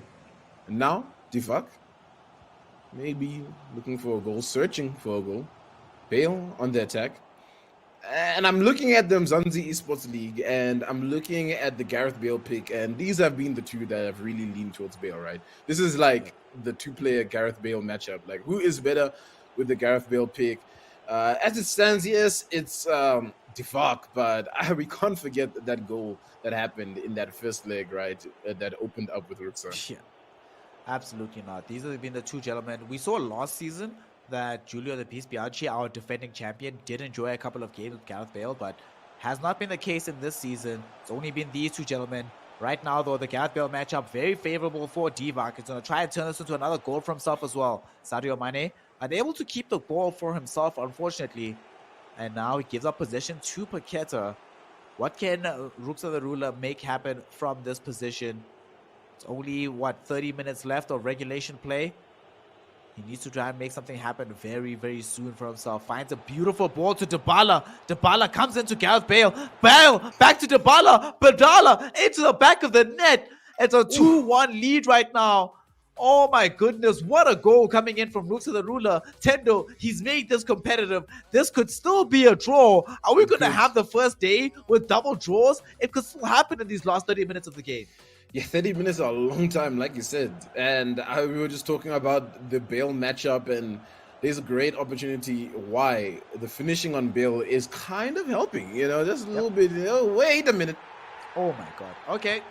Well, it turns out you just mentioned it. Finishing on Bale, very, very good. Very, very good. We see it literally on both sides of the pitch. That is so sad for Ruxa the Ruler. This is heartbreaking, honestly. You really work your way back into it. You fight for a goal because that was not an easy goal, and then the man on the other side is just like, not today, but not today. Sigh. I imagine after this that Ruxa the Ruler is going to be on the bandwagon of us trying to institute player bans in the Umzansi Esports League. He'll be like, I like Bale, but maybe no more Bale. This is a bit too much. Yeah. That's the second goal that he's conceded against Gareth Bale in this series here, Tendo. He cannot be happy about this, given that Bale has been his own talisman as well. Yes. It just thinks an extra little bit, right? When that kind of thing happens. And Bale, once again on the ball. Okay. For Divock. We'll see if Divock can continue this lead. Remember, I was preaching goal difference for Divock. There had to be one of those days for him where, you had to come in and actually show us why you are regarded as one of the best players on the continent, why you're wearing the Bravado jersey, right? Thus far, Ruxa's giving him a little bit of a run of money. Not too much, right? He's still, in the lead and having a good time about it. But it hasn't been... What? Yeah, that interception, bit mad. Bit sad, honestly. Yeah. Very sad for Ruxa, but phenomenal if you are a Divock fan right now, or just in general, a Bravado fanboy, because that was some stellar defending coming out from the Bravado man here. Winding down the clock. It's 2-2 in the second leg. However, given the results of leg number 1, he's still enjoying a 2-goal deficit in favor of himself. Just needs to keep it in that favor. Final attack potentially from Ruxa. Beautiful ball. But look at the game reading coming out from Divock. Immediately dragging out Schmeichel from the post. He knows that if he can get there first, he will prevent an absolute goal from happening. And indeed, he does manage to do so here, Tendo. He's keeping it 2-2 here in the second leg, but more importantly, 2 goals in favor of himself overall. Yeah, 2 goals in favor. And I mean, if you have to look at individual legs, this is definitely the better leg for Ruxa. Really improved on a lot of play. Might even end up winning this leg, right? You know, obviously not the overall tie, but maybe he finds a cheeky goal here. He's still looking for an attack. Maybe a pass in, cuts in, finds Hernandez. Hernandez finds Dybala. Maybe, just maybe searching. No. Snuffed out, sent out. Divock on the attack. Ronaldo is now in on the pitch. Ronaldo's just running past everybody. Ronaldo for the chip over the keeper. No way! Oh my god. Okay. I was about to make mention of the fact that on the other side of the pitch, where we saw Ruxa lashing out the shot at Dybala. Dybala has one of the highest long shots in this game, but he didn't try to utilize that. Unfortunately, one of the best finesses in this game is Ronaldo, and Ruxa has fallen prey to this. He might get this last goal, but it pretty much doesn't matter. We're at the 89th minute here, Tendo. There's no way back for him. He's 3 goals in deficit against Divock. Is this going to be a goal? Yeah, it is. Yeah, it's a goal. Yeah, it's a goal. Divock was like, "Hey guys, don't worry, I got you. I got you at the end, boys." Man. Just shake it off. Let's just, transition into the next day. At this point, 7 goals for Divock, your winner of this tie, and that will shoot him right to second place. Yep. Snare, what do you actually have to say about that? Because I don't know what to say. Because I was about to give a lot of praise to Ruxa. Like, dude, it's Divock. You weren't favored in that matchup. But it just, back thumbling?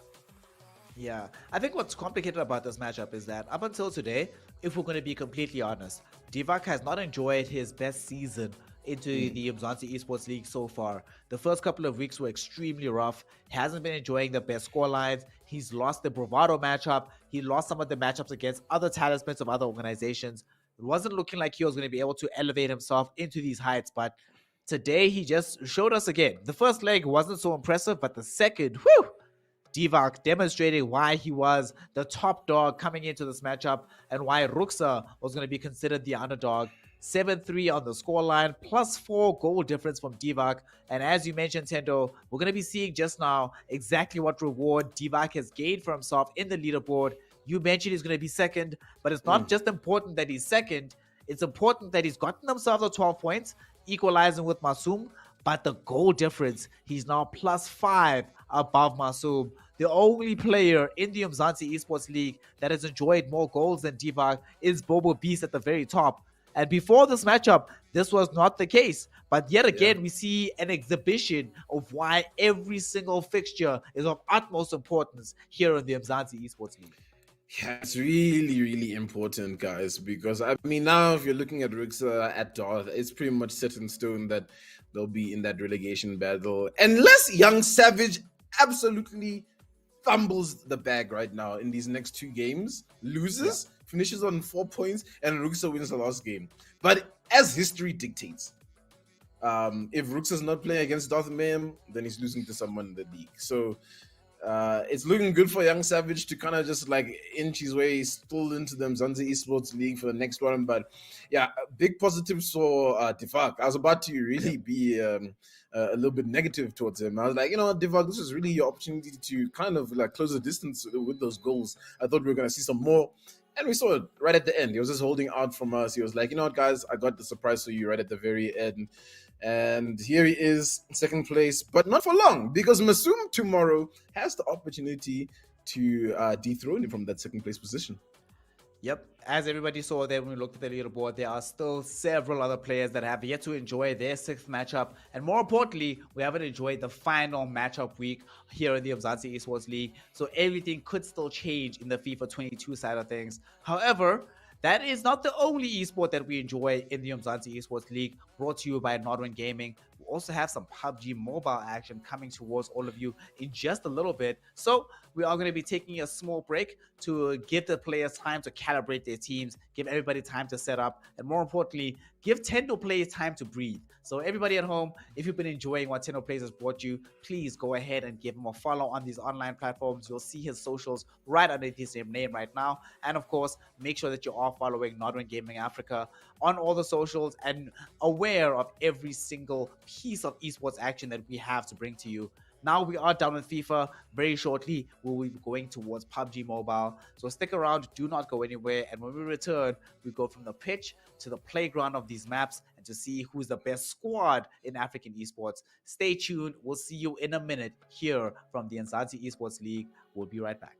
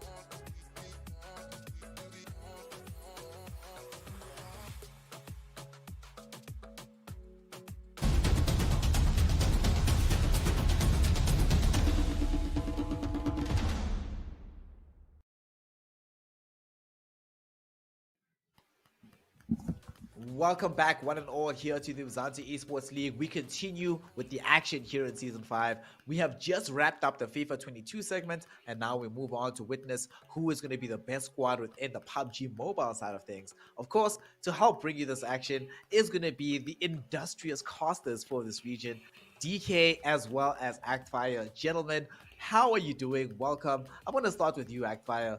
Good, sir. We have some very interesting groups going up against each other today. How are you feeling in general, and what do you make of the upcoming games tonight? I mean, this is the time for a lot of teams, to really just give it their all. For some teams, it's going to be fun if they've already qualified. For some teams who are going to be fighting for, the chance to maybe get out of those relegation spots, is going to be a lot of tension for them. So it's going to create like a weird dynamics. Maybe we may see something pulling out of those, relegation spots. Maybe the gatekeepers won't let it. It'll be nice to see how it goes. Well, yeah, I'm just curious to see how it all pans out. Yeah. DK Act5 brings up a very good point. The fact that this particular week is the last particular week of action that we're going to be having for most of these squads. Next week, of course, we are going to be proceeding to try and determine who is actually a semi-finals placing squad. So what do you make of the action that we have coming into this one? Act5 already mentioned how many of these squads have to put forth an incredible performance to elevate themselves into the semi-finals. But what do you think is going to be happening from these teams that are going to try and vie for those final slots remaining as we look at the schedule on the maps coming up for the evening? Well, I'm expecting it to be quite the exciting day, right? As we know, it is Group A and C, and what that translates to is 6 teams sitting below that 24 placement mark on the overall rankings. Those are the teams that we are going to be having here today, and this is going to be their final opportunity to get themselves positioned up in towards the top 24. Of course, we got the players from Energy as well, and they are kind of the gatekeepers currently held up in that 23rd position. So I think it's going to be a pretty tight day, right? This is going to be those final chances for the teams that are sitting down in below that 24 slots, from 21st down to 32, to get themselves positioned into contention, to make it through into those semifinals, because next week it's semifinals time, right? It's do or die, literally, for Group A and C today. Like, whatever they can't do today, that's it. Yep, and of course Group A and C will be competing not just to get themselves into the semi-final, but the important thing why they are here participating in the Umzansi Esports League is to try and claim a part of that $15,001 prize pool coming in from the PUBG mobile segment of things. Of course, FIFA22 is giving away $2,500. We've already seen those matchups play out earlier in the day. However, here, Actfire, look at this distribution of prize pool.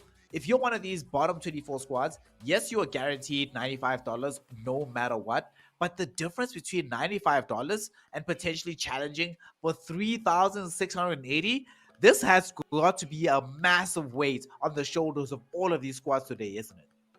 Yeah, definitely. It's a massive weight because you know what you can potentially get. Just getting into, the next level between, 25 to 28. You understand? And then almost doubling it, going down to that region between 21 and 24. So obviously these teams will be fighting to stay in that spot because, going down means they have to now start battling with, the teams and the country to try to make it back all the way to that Umzansi as well again. Absolutely, and being able to battle through the Umzansi Esports League, the easiest way to be able to do so is being able to claim first place in any of these rounds that we have coming today, with the maps being Erangel, Sanhok, and Miramar. 15 points for the first placing team in any of these particular maps, but these individual eliminations, 1 point per elimination. DK, how many squads we've been seeing just racking up points after point after point? In fact, initially it was the case that all the teams at the very top were balancing out their points tally with their points placement tally from the eliminations. But as time has been going on, a lot of these squads have been coming 4th, 5th, even sometimes 6th, but still getting enough eliminations to come up aces overall in the map tally. How important are these map eliminations going to be, especially tonight, given that this is a lost opportunity for Groups A and C? I mean, it's going to be absolutely essential, right? Two of the teams we have participating today, they are in our top 3 teams with the highest amount of eliminations being acquired so far. So that is going to be Zero Tolerance and the players from Team Lag. Both these teams sitting on 86, eliminations apiece. I mean, Solo Esports, the team currently holding on to pole position, is also sitting on 86 points with regards to those eliminations. So they've really been shining, at least on that front, not even to mention the amount of placement points that they've been able to secure alongside that. But that is kind of the trend that we've been seeing, right? These teams that are predominantly aggressive tend to kind of reap the benefits from those eliminations, and then also add on the placement points just as a little bit of a, a little bit of a cherry on top. Yep. One thing that is very important today to mention, Axfire, is that a lot of the squads that are playing today from Group A and Group C, we just saw the Group A groups that are going to be matched up this evening. These Group Cs, unfortunately, most of these groups that are going to be occupying the top 5, top 6, most of them do not come from Groups A or Group C. Of course, we do have some very high placing team, your Team Lags that we see just now. We saw Aatrox from the earlier placement. Sincerity's also been climbing right up the leaderboard. However, I want to talk about some of these squads that are at the very bottom. Your YT Gamings, your Energies. What happens if today doesn't go well? Are we starting to look at situations where these teams are thinking about reconfiguring, kicking players off the roster to try and make space for more superior players to come in and help them elevate themselves in the Umzansi Esports League? For me, I don't actually think that is it for a lot of these teams, like just shuffling their players, because consistency is key. Building that synergy is very important. Remember, these are players who came all the way from the Nkansi, right? So they're winners in their own sense. We do understand like how tough it is to grind through the Nkansi. You have more than 300 teams who are vying for that spot all the way to come in, play against teams that were already in the Umzansi, fight it out, and finally make it into the Umzansi. So to be here, you're not a small team. You've been through some battles. You've been through, a rigorous amount of a whole season playing the Nkansi, play that relegation, qualification matches into the Umzansi, and then finally making it here. So for me, just changing your roster is not really the way to go. But to try to figure it out, like, what did we do wrong throughout the entire season that probably got us, to the position that we're at? Teams like Sincerity, they've been in the Mzansi for quite a while, and they're in that position up for relegation as well. Teams like Delta Squad, they've had some good performances, but they're still there. Energy is still, sort of like in a gatekeeping position. So these teams have got to find a way to ask themselves, like, what's the difference between us and teams like BBC, teams like Team Unique, who we see on the leaderboard right now are in that first, position. Teams like Mad Knight, what were they doing to keep grinding every single week and getting themselves those points? What was Zero Tolerance doing? What was Chaos Kings doing? So they've got to ask themselves those questions and sort of like find a way to improve their gameplay. But just changing the roster is probably, it's probably easy to do, for some teams, but, it's probably not the best direction. There, a lot of work needs to go into their coach, their IGL, to try to figure out, like, better play styles and yeah, come out better next time. So DK, here we are seeing the top 8 teams that have thus far come into a very good position. Zero Tolerance Skill is going to be playing today. So is going to be Team Lag. This does seem to be the only teams from Group A and C, and this has been the reliable meta so far up until these coming weeks, that these have been not necessarily the strongest groups. Group C, of course, enjoying both Zero Tolerance Schools and Team Apex, which we'll probably be seeing in the 8 to 16 slot. Given that we are so close to the semifinals, these teams, Team Apex, Your Killer Is, ZTS, what do they have to do today to ensure that they guarantee themselves a slot into the semifinals without having to fear of having amazing performances coming out from teams that are chasing underneath them? The likelihood of teams catching up to Zero Tolerance was sitting on 190 points. I don't think that's too likely today, right? But definitely it is more likely for teams sitting in between on this next page, right? This 17th to 24th. They are not 100% locked into those slots just yet. The highest positions further up, say from 19th, 18th, and 17th, those teams are relatively safe, right? But there's still a lot that can change coming through from the position in which we find Slime 4KT. But they don't have to worry because they're not playing today. They can do the necessary changes tomorrow. Yeah. But if we look at these slots that we have here, it is going to be so much work for Black Crystal to catch up to that 24th place, right? We're looking at about just north of 30 points that they have to bring in today, but that's not going to be enough. They need to aim for potentially 40 points being acquired here today if they want to get it into a good slot in top 24. There's a lot of these teams at the very bottom that need to put out stellar performances if they want to get themselves into safe positions. To find out, though, if they have those stellar performances within them, we have the opening map of the day. Erangel is going to be the first time that we have these squads drop in, and the last time in this league format for groups A and C. So, to give you this action, we have DK, we have Actfire, we have PUBG Mobile. So take it away, boys. Bring us the hype, and I'll talk to you after the game.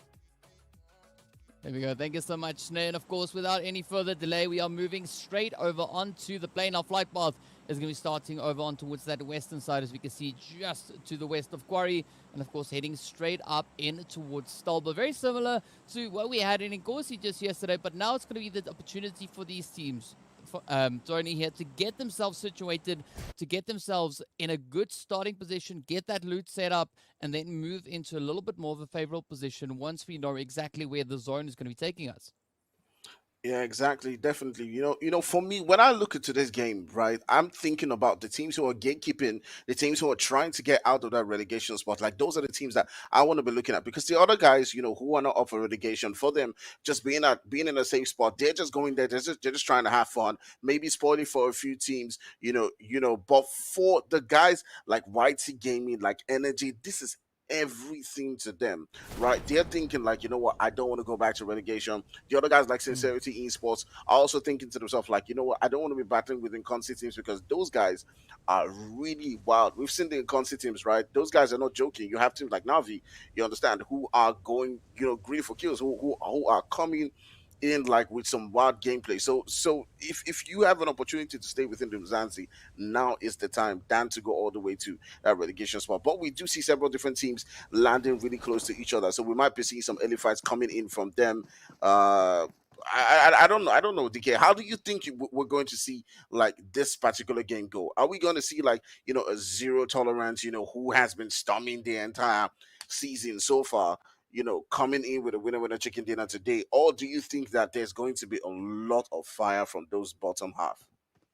I mean, I'd be hoping for a lot of action, a lot of pressure being applied by the teams sitting on the lower end leaderboard. But also, if we look at the opposite end of the spectrum, it seemed like zero tolerance. They can just step up and flex, right? Because they've already got this position locked into the leaderboard. They have no worry in the world. They can just go out there, and they are in a controlling position, right? They get to decide who they allow to progress further on forward, right? So there's a lot of power being held by these teams sitting high up on the leaderboard, but there's also so much pressure now being applied to the teams that are not only positioned in those lower slots, but also, as you pointed out, the teams that are really close to that promotion relegation slot. So Energy, YT Gaming, they really have to perform at their top level, peak performance, if they are looking to secure those positions. But that also means that we're going to have to see an increase in the play coming through from Sincerity, BBC, Black Crystal, Delta Squad, Black Clover, as well as the players there from Royal Demo X, because all these teams are really trying to fight it out to get themselves up into top 24. So this is actually a very important engagement we see now between Energy and Royal Demo X, because both these teams are in contention for those slots available to get themselves away from promotion relegation. Yeah, definitely. So just for some context, the boys from Royal Demo X are currently sitting down in the 27 spots. They are up for relegation, and the boys from Energy are sitting down in 23. So Energy is pretty much gatekeeping, right? This particular fight could determine who actually stays in the Zanzi and who goes out of it. So it means everything to Aimbot and his team winning this particular fight, DK. So just looking at how important this fight is, DK, this could actually mean the difference between a team like RDX or Energy staying in the Mzansi or going down to that relegation spot. There's 5 points difference. 5 points. right? Royal Demo X in 27 sitting on 67 points. We got, sorry, Energy in 23rd, 72. That's 5 points difference. So whoever gets the squad wipe is 1 point away. So this would be quite essential for Royal Demo X to step up and apply as much pressure as they can on towards Energy. But as we've seen, Energy really bringing in quite a formidable play here, right? They're coming in with a beautiful spread and really trying to pressurize the players from the side of Royal Demo. And what's quite surprising is that Poseidon from Royal Demo is situated much further back instead of being right here alongside the team, you know, bringing in a bit of a helping hand. Oh, you can see the boys from Royal Demo X, just playing it quite careful right there, just trying as much as possible to see if they can get one or two knocks. And it's all down to that first knock coming in from these teams. You can see Neptune just taking a look onto that position where Superior is at. Everyone, Kali, just right next to Aimbot. They're just waiting for that spot. And it does look like, just judging from the body language coming in from Energy, they are the ones who are really impatient. And one thing about being impatient is that you may put yourself into circumstances where the opponents have an opportunity to get that one knock.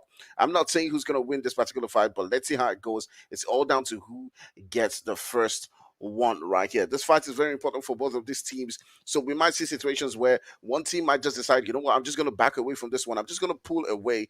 But let's see how it actually goes. I just see Superior crossing over that fence, coming into that region where the real boys from Real Demo X are currently at. Aimbot is looking to follow through right there. So DK, the boys are pushing it. The boys are pushing. It's about to happen any moment from now.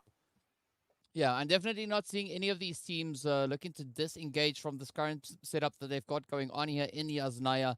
But ideally, we'd like to see both these teams make it into those later few phases for both teams to be in a position where they can walk away with those points. Because should the team from Energy decide to rush on forward and Royal Demo X gets the upper play here, that could be Royal Demo X then jumping ahead of Energy on those overall standings. So this is as important for Energy as it is for Royal Demo X. So there's a lot of pressure riding on the performance coming through in this particular engagement. And now, as we can see, it is going to be Kali positioned up in the window, looking to find a bit of an opening. Maybe halter the advances coming through now from the players of Energy as they're finding some great opportunities just to sneak their way on through. And on the other side of the spectrum, we see the players here from Your Killer is also going to be looking to see what they can bring in, but they're going up against the players from Sincerity, who finds themselves in a very similar position to that of Royal Demo X. So again, that is going to be an absolutely essential engagement now for Sincerity to try and bring in a really good result. But for now, we do have the players from Energy looking to breach into this compound that Royal Demo X is holding. Yeah, the boys from Royal Demo X already have one player, Kali, who's been taken down. And you can see the boys from Energy obviously living up to the name as Clutch, and the boys are pulling up into that building. They're making that push. They've got in one. But right there, Neptune providing the cover right there as he does take down one player from Energy. And I do believe that he was able to get that lobby. And the boys from Royal Demo X holding that defense right there. Kali's been gotten back up.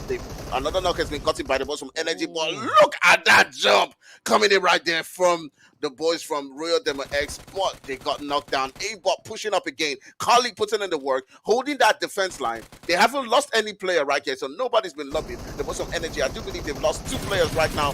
Oh, Carly, who put in so much work into this one. Finally getting taken down right there. And I do believe the boys from Royal Demo X still have Poseidon in this. It is mutually assured destruction on both sides. But if Poseidon can manage to get this knock just before his last player, Neptune, gets taken down, then he might be able to, save them in this particular game. But let's see how it goes, okay? Oh, I mean, this is nail-biting stuff, right? Buxy trying so hard to find those openings down on towards Poseidon, but this could be a little bit of a saving grace for Poseidon now to come in to get that res going, bringing the numbers back into contention now with Neptune being able to bring in a bit of a helping hand and a really good position in which they actually decided to pull off that res, right? From where we were looking, it looked to be a little bit exposed, but fortunately for them, they had that wall in the way, but now comes the push as Buxy is looking to try and gain that last bit of closure. Could this be the play? Energy already sitting on 2 eliminations to their name, so they've got those 2 points but they are going to be getting sent back quite early on. Should it be Royal Demo or Energy now to kind of face their end here? But it is been an absolutely exciting engagement coming through from both these teams. Neptune now just making sure that the health bar is in the optimal kind of position in the upright angle before getting into any engagements. Poseidon providing a little bit of that assistance.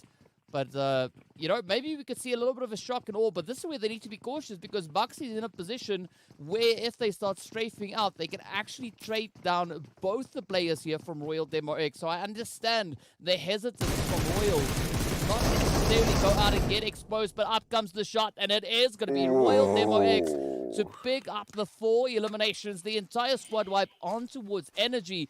But sadly, they've lost 3 of their players, so that does hamper the strategy, at least now for Royal Demo X, for the remainder of this game. Yeah, definitely.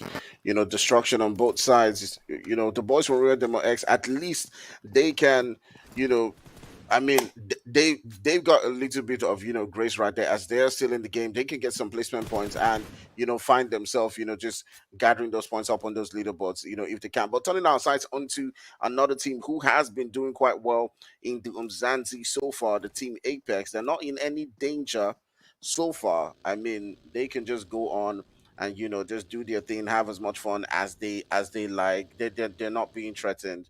You know, they can, you know, just they can even die now. They'll be fine. Yeah, I mean, they're currently in 14th, 113 points. We did see the players there from Rilla and Sada just up ahead. Rilla in a very similar position, currently slotted into 10th, 127 points. So there's no necessity really for either of these teams to go out and get super aggressive, but also they can't kind of let anything slide because if they lose focus, they could get traded up by one of the other teams that are still in dire need of those points, right? And we're looking over on towards that Yasnaya position, especially where we can see BBCX and the players there, or Neptune from Royal Demo X, still trying to find a potential play to make. BBCX also in a position where they need to acquire as many additional points as they can muster. The players just up ahead of them will be none other than, I believe that is Black Crystal, who we see moving in there. No, that is indeed, yeah, that is Black Crystal. So Black Crystal sitting currently right at the bottom of the leaderboard. So I'm not seeing any possibility for them to gain 30 points because they've not been showing that level of performance over the past few weeks. And looking at the engagements they're trying to take now, it is a little bit of a risky rush to come through here, but they are still in a position where they can control as to who they give their points to. Yeah, definitely. For a lot of these teams, it's just, you know, them having fun as much as they can, you know, just getting, you know, exercising their fingers, you know, just getting themselves some, you know, boosting their confidence and all that stuff for now. But turning our sights onto the boys from Black Crystal, who are in a very dire situation on that leaderboard decade. Like, you know, they're sitting down in, you know, the 30-second spot. They literally need a miracle in one of these games to be able to come out of it with, you know, come out of that relegation spot. Because currently they're sitting down with 40 points. You know, the distance in points between them and the 24th spot, which is Slime 4KT and Energy, is about 32 points. So they need a win with maybe about 17 kills. They need to be very aggressive to be able to climb out of that spot. Do you think that that's possible for them? I mean, it's not entirely impossible, but it's going to take a lot of focus and a lot of effort to ensure that that happens, right?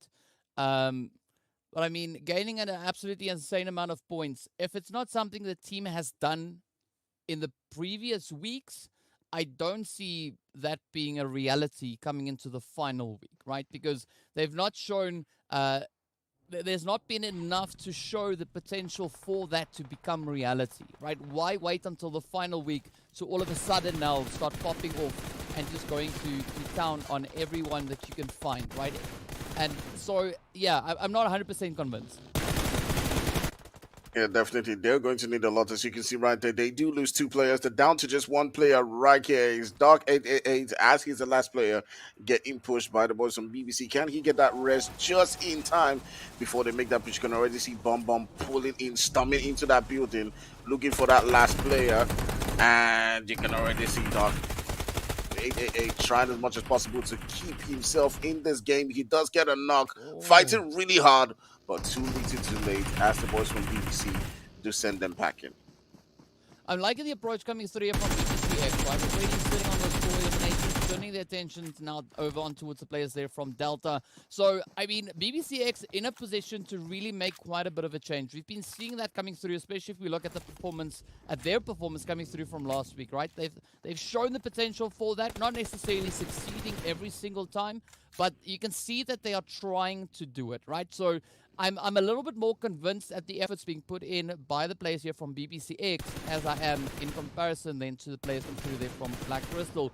But also if we look onto a team here like EFX, they are currently situated in 17th position, not really in a spot where they need to be worried. But again, any additional points won't do them any harm. It will just strengthen their overall setup moving into that leaderboard. And the same, of course, can be said for the players here from Blackjack. Yeah, definitely. You know, BBC X isn't one of those teams that we've talked about, you know, quite often today, but they're one of those teams that do require this point. Actually, they're just about 7 points away from getting out of that relegation spot. So obviously, if they do perform quite well, as they have so far in this particular game, they may be able to get themselves out of the spot. I do see one player, you know, who currently got knocked by the play zone, but hopefully they will be able to get that revive. So yeah, we're getting into that spot where it will now begin to determine who actually does well. We do have two teams quite close to each other, the boys from EFX and the boys from Lag, who are currently sitting quite comfortable, but they're about to go at each other. These two teams know themselves quite well. Sule and his boys coming up against, you know, 1-9 and his teammates, and let's see how this one goes. Yeah, well, as we jump across over on towards the players here now, there's going to be Aatrox, EFX, as well as Lag trying to hold up some point of contention, but we can see them being situated much further ahead. For the time being, it is going to be Blackjack and Aatrox now coming into a little bit of an altercation here, as we do see Zane stepping up, just claiming a few more of the points. We've got the Ripper kind of up ahead, slowly bleeding out, but a slow, steady push coming through already to the players from Blackjack, getting sent away. We got O'Daddy holding the high ground. Not really going to be looking over in the direction of Zane just yet. If he did, he could have found himself a beautiful opportunity to play. But we've got Reverb now also getting ready for a bit of a push on this front as well. Aatrox, meanwhile, will get eliminated, and Blackjack slowly trying to trickle their way closer and closer to the edge of that zone. Several teams still stepping up, and this is going to be that opportunity for the teams that are still looking to lock in those points to shine out. Delta being one of the teams also right there on the cusp of that promotion relegation position. So I'm looking to see what they're going to be bringing through. Hopefully they could start building up some good momentum right here on Erangel. Yeah, definitely. You know, we're seeing a couple of those teams right here, you know, just doing quite well for themselves, getting themselves those extra kills. Delta getting a knock onto one of the boys from BBC. There's two teams that are up for relegation. You know, we didn't talk about Aatrox. You know, they're one of those teams who are sitting down in a very, very, very difficult spot. You understand? They've got themselves 88 points. And while they may seem like, oh, we're safe, we're a couple of points away from that relegation spot. But if these teams, you know, like BBC, like Delta Squad, you know, keep racking in those points, you know, Sincerity Esports, Royal Demo X, all these guys go in and they get those points, they may actually see themselves going down into that relegation spot. So they've got to be really careful. But the boys on BBC still putting in the work in this game. They've got themselves 4 kills. They're up to that top 10 spot. And if they keep climbing up, we might see them actually, you know, getting out of that relegation spot, TK. Yeah, a really good play coming through here from BBCX. Of course, Sincerity also in a little bit of trouble. As you can see, Rogue Baby now trying to cover the open field here. It is going to be now turning down to Desire to try and bring that final push all the way to lock in the necessary point. I mean, if Sincerity just maintains their focus today, we could potentially see them progressing all the way up in towards 24th place. But, right, we know 24th is not going to be enough. You need to be well established into the leaderboard, aiming for at least getting past the top 20, right? That is the position you need to try and aim for to ensure that your efforts have been enough, at least looking at the final chance they have here today. We can see Frost and Bam Bam now getting absolutely pincered as Blackjack and Delta start to move in, tightening the grip right on towards them. There's going to be Havoc to get traded on down as Zane sends through that shot, but Reverb and Zane playing a very cautious game here, right? Again, they know that they have the ability now to just rush forward and just clean sweep the players here from BBCX, but they are not doing that. They are just trying to play this one as calculated as they can manage. Yeah, I think the boys from BJE, Reverb is having his fun. Zane's pretty much just probably screaming at him, telling him, you know what, we gotta go, we got to get to that zone. But it just feels like it's just one moment where Reverb is just like, we can take this, guys, we can definitely take them out of the game. But Zane's just like, you know what, we gotta prioritize getting into the zone, and that's exactly what they're doing. Bum Bum's out, just hopping into his vehicle and moving into that zone, obviously trying to scout ahead, while Frost is just on his leg trying to get in as well. But obviously going to be taking in some shots from the boys from Lag, as Fantasy and his boys try as much as possible to look for that first kill, even only gotten any kill, but they still got a full squad. So obviously we'll be looking in for some late action coming in from them. They've got the boys Delta right in front of them right there, so that's the opportunity for them to get into a fight. But my goodness, do this, guys. Delta and BBC need this points in this final circle.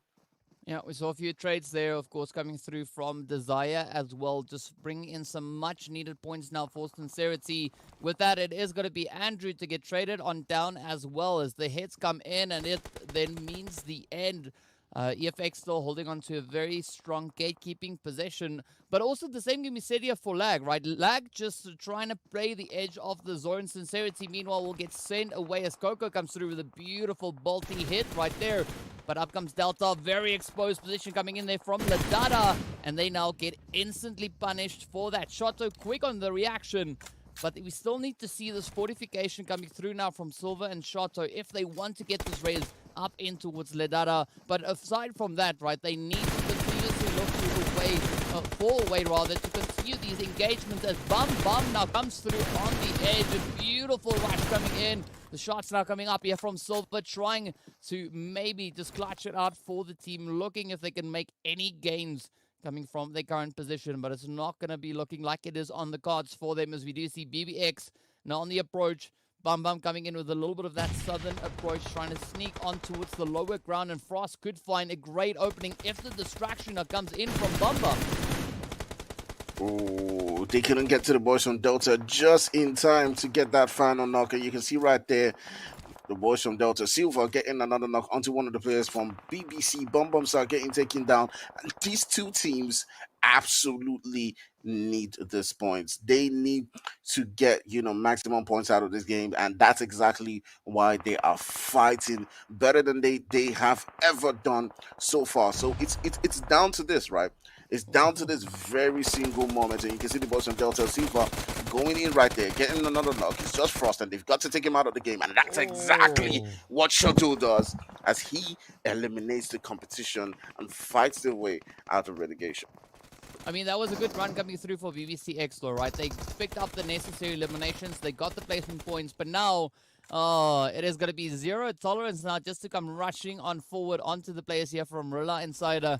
So good to see the teams that are pretty much secured in their slots still playing the game, right? They still pitch up. They still take any additional fights they can find. And of course, as we look onto zero tolerance, they've already been able to find 7 eliminations. So they're not going to make it very easy for anybody to contest them, regardless of the position they find themselves in. Meanwhile, we do see the players there from Delta starting to come in with a little bit of a rotation, rotating in much closer to the players there from Lag.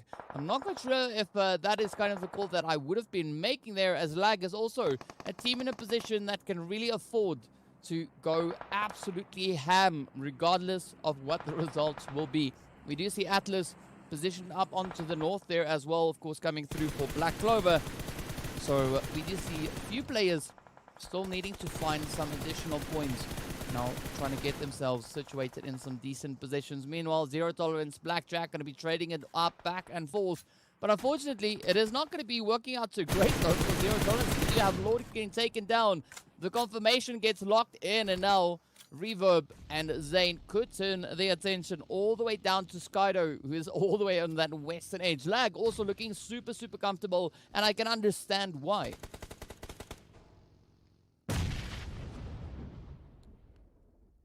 Yeah, definitely the boys from Lag right there. Up into this top 5 position right next to Delta, who does really require this points. I'm rooting for Delta right here, right? You got Berserk, you got Fantasy. They look like they have the advantage with the heels right there to get themselves, that win. But they'll be curious to see how the boys from Delta to play this one as they've gotten themselves into that top four spots. While you do see the boys from Black Clover getting taken out right here, this is not looking really great for Delta squad, but it's all down to very, very, very tiny margins and concentrations right here to see if they can actually win in the skirmish coming in with the boys from Lag. Silver and Shoto. Shoto has to provide that cover, from, against Fantasy. And you can see Fantasy is already beginning to make that move, taking that shot, is about to throw in that grenade to that spot where the smoke is at. And that may be very dangerous for Silver as he does go down to another player, Berserk. And now you can see that push coming in from Fantasy to try as much as possible to take out the last member of this team, Delta.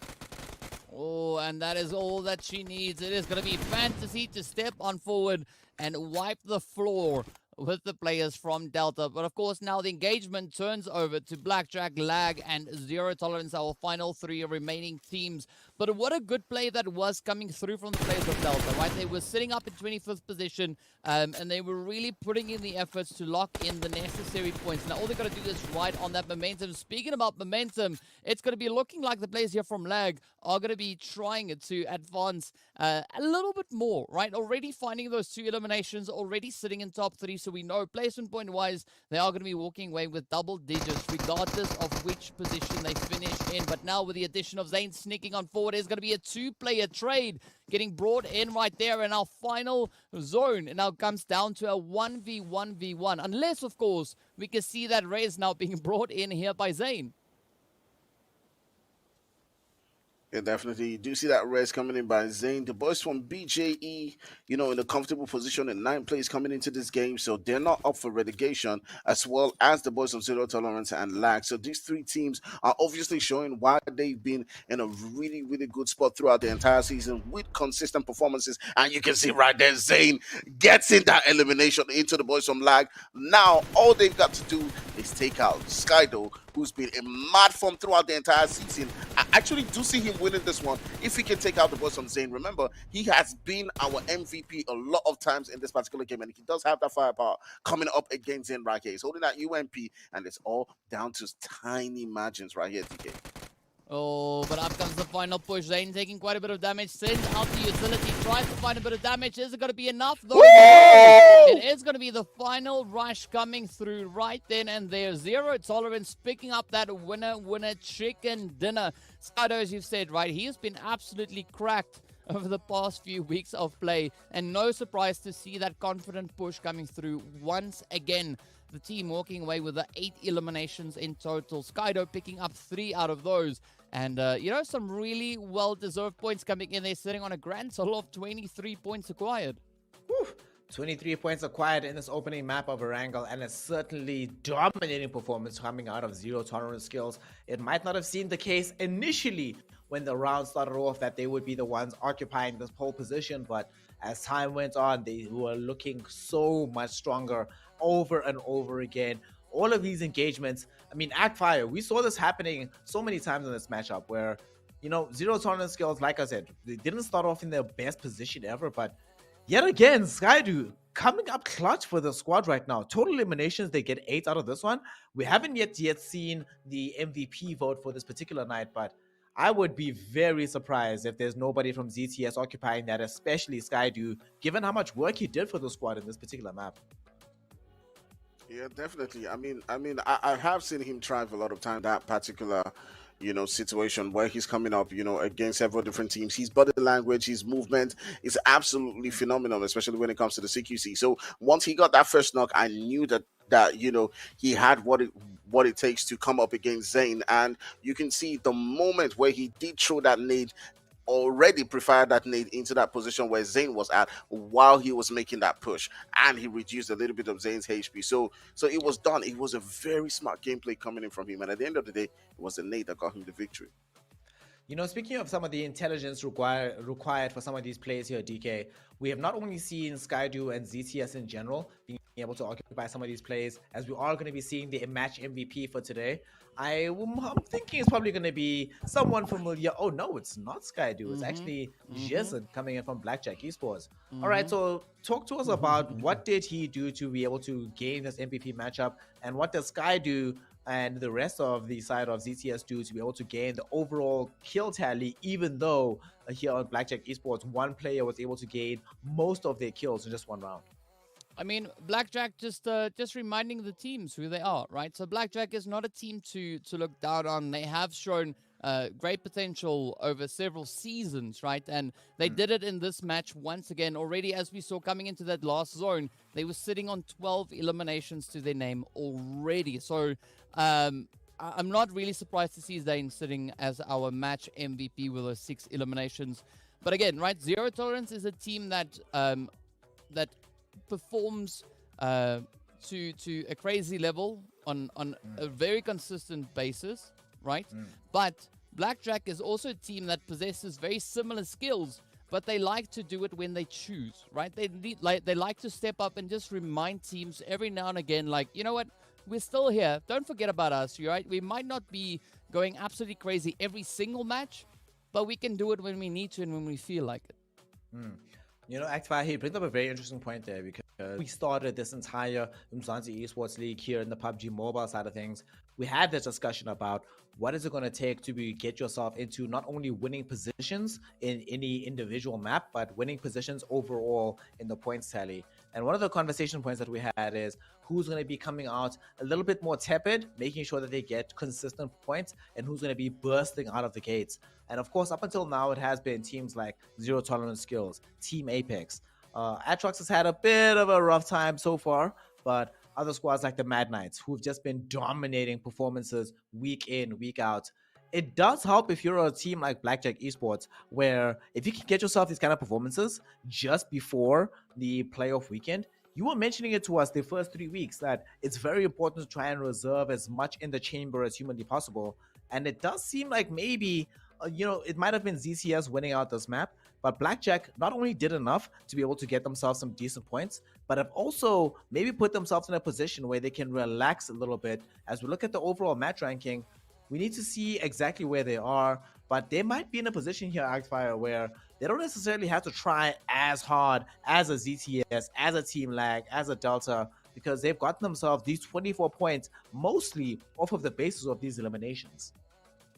Yeah, definitely. You know, Blackjack Esports is always known as that clan that's extremely aggressive. You know, they're one of the best clans in the community. They perform consistently at the top level. So it's no surprise that, you know, they're coming into the game and, you know, they're getting those eliminations. You know, they work together as a team. They know how to push. They understand all this team. So it's no surprise that they're getting this amount of eliminations in the game. Yep. DK, yet again, though, we have another situation where the top 2, usually it's the top 4 squads that are like occupying the large bulk of the eliminations. In this situation, Blackjack, 12 eliminations, ZTS on 8. The only other team here on the first page in the top 8 from this particular round is BBX with 5. It does seem like the longer we go within the Umzansi Esports League, the more the dominant teams show their dominance, not just in placement points, but also in eliminations, increasing the massive lead that they already enjoy over these squads. How on earth, if you're a Team Lag, a Delta, a Black Clover, how do you catch up to these top 2 squads right now? I mean, it's difficult, right? Because the teams that have more experience and that are just a little bit more comfortable, right? They flex sometimes, right? They just got to flex just to remind everybody who they are and what they can do and what they're capable of, right? So they don't get talked down. But I have to say, I have to really commend the efforts that was put in coming into this match, right? Delta really stepped it up. We did see the players then from the side of Energy also trying really hard to bring in those eliminations. Royal Demo X also bring in some strong efforts to get those eliminations in. And that's what we want to see, right? BBCX, they've also brought it to the table coming into today's matches. But now they've got to continue to build that momentum. They've got to find that flow, stick to it, and just jam it as hard as they can possibly manage it, because that's the only way that they're going to be able to secure themselves a position in the top 24 and potentially even the top 20. Speaking of securing positions here, Actfire, a lot of these teams that we're seeing that have done decently well, even some of the teams that haven't done well, we're seeing Apex, Energy, Your Killer Is, Aatrox, Sincerity, all of them enjoying this bottom 6 position. But at the end of the day, they are in a position where they don't necessarily have to worry about being fully relegated, at least right now. However, Black Crystal, this is yet another week here at Fire where we've had them be the first team to end up being eliminated. This is a team that we came into the occasion expecting a lot out of. We only literally have 2 more maps available for Black Crystal to try and make something happen. As we look at the next map coming up for the day, we've just finished up Erangel. We're moving on to Sanhok. Fire, what on earth can Black Crystal do to try and get themselves into a positive position? And not just them, but all of these squads that are outside of this safety zone of the top 24. I think right now, the boys on Black Crystal have got to be telling themselves, right, you know what, let's just go all out for it. Let's just try and get the kills.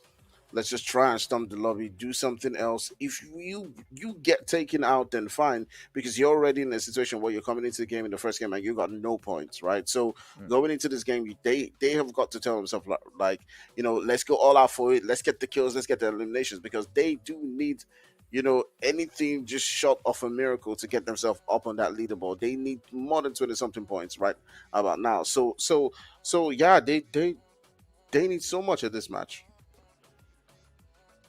Yep. There's a lot that they need to actually be able to accomplish to be able to find themselves back in a not necessarily winning position, because they're very far off the pace of that, but a more competitive position, as it were. DK, I'm going to ask you about this one, right? Because we've been talking a lot about what the meta might look like in the advent of the new change. Regrettably for me, because I keep losing these matchups, but it doesn't seem like the grenade meta has changed at all. Doesn't seem like the more situational control of situational buildings has changed at all. I doubt it's going to change in the next couple of weeks. We haven't necessarily yet seen the AMR come into a massive effect just yet, even though we had a discussion about how much impact that gun might have in this game. For these teams here that aren't enjoying these very high positions, what can they do going into Sanhok, and then very, very importantly, going into Miramar, which is much more team-centric?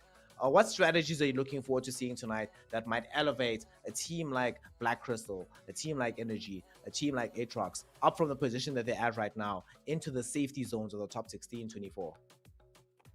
Well, the only realistic approach would be to play a very strategic level of aggression, right? So there's no point in being foolish, rushing out, just shooting at everybody, because that's the quickest way to get yourself sent back to the lobby. But they really need to plan their engagements much more selectively, right? Only take fights that they know they can take, but not back out of any opportunities they can find to acquire those points.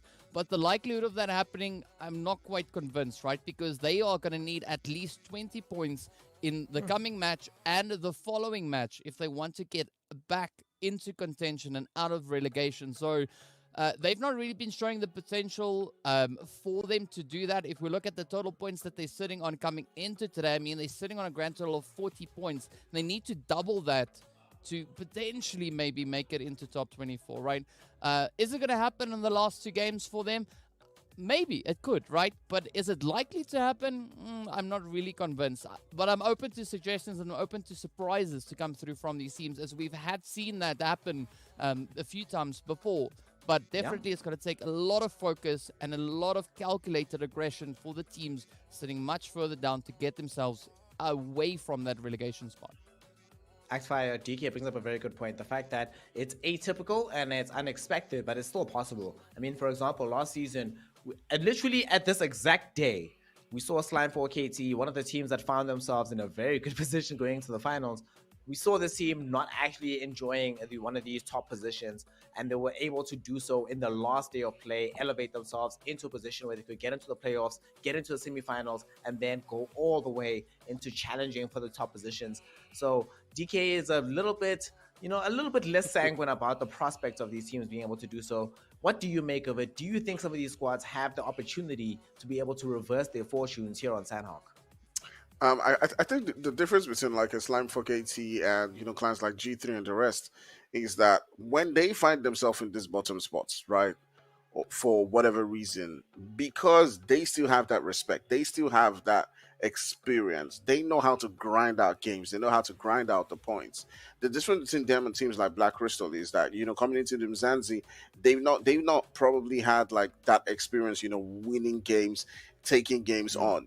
A team like G3, Slam4 KT, BJE, even when they're doing bad, they can have one win with 15 kills. They can have one win with 10 kills, and all of a sudden they have 25 points to 30 points, and they're moving up the leaderboard. And they can go into the next game and grab 5 points, 10 points in the last game, and they end the day having, maybe 40 something to 50 points, and just moving up that leaderboard. One day could change the entire game for teams like that. But when you're not used to being in those circumstances, like DK pointed out, it's very difficult to know what to do. And like I said before, it's only short of a miracle. Given that Sanhok right now has been one of the maps that, weirdly enough, it's been very chaotic, but weirdly enough, it's also been a very large, rangy map. I don't know why, but that's what's been happening for these last couple of weeks. What do you think here, Actfire? Are we going to be seeing any heavy sniper meta coming into this upcoming map here on Sanhok? I don't know. I don't think it's Sanhok. I think what we're going to see is a lot of third parties as usual. We're going to see some early fights. Then things are going to slow down a little bit, and then boom, just when the circle is closing in, we're going to see a lot of clans trying to move into that zone and getting taken out from several different spots if you're not in that zone. So we'll see how it goes. It's always rough, in the beginning, slows down, then gets extremely wild towards the end. So yeah, let's see how it goes. We will certainly see how it goes as we get into the matchup. Here, Sanhok, the more chaotic matchup that we generally have in the Umzansi Esports League. We'll be seeing if that chaos will reproduce itself today. Here on the 6th week, the first day, and the last opportunity for groups A and C. Will they be able to make their destiny their own, or they'll be relying on results outside of them? We will find out together with DK and Actfire on the mic. Gentlemen, take it away for Sanhok, the most important map of the evening. I'll talk to you after the game. Good luck and have fun. Thank you so much, Snare. And of course, yes, without any further delay, it is time for the jungle to see what the teams are going to be bringing in the final chance they have to play in the lovely, vegetous.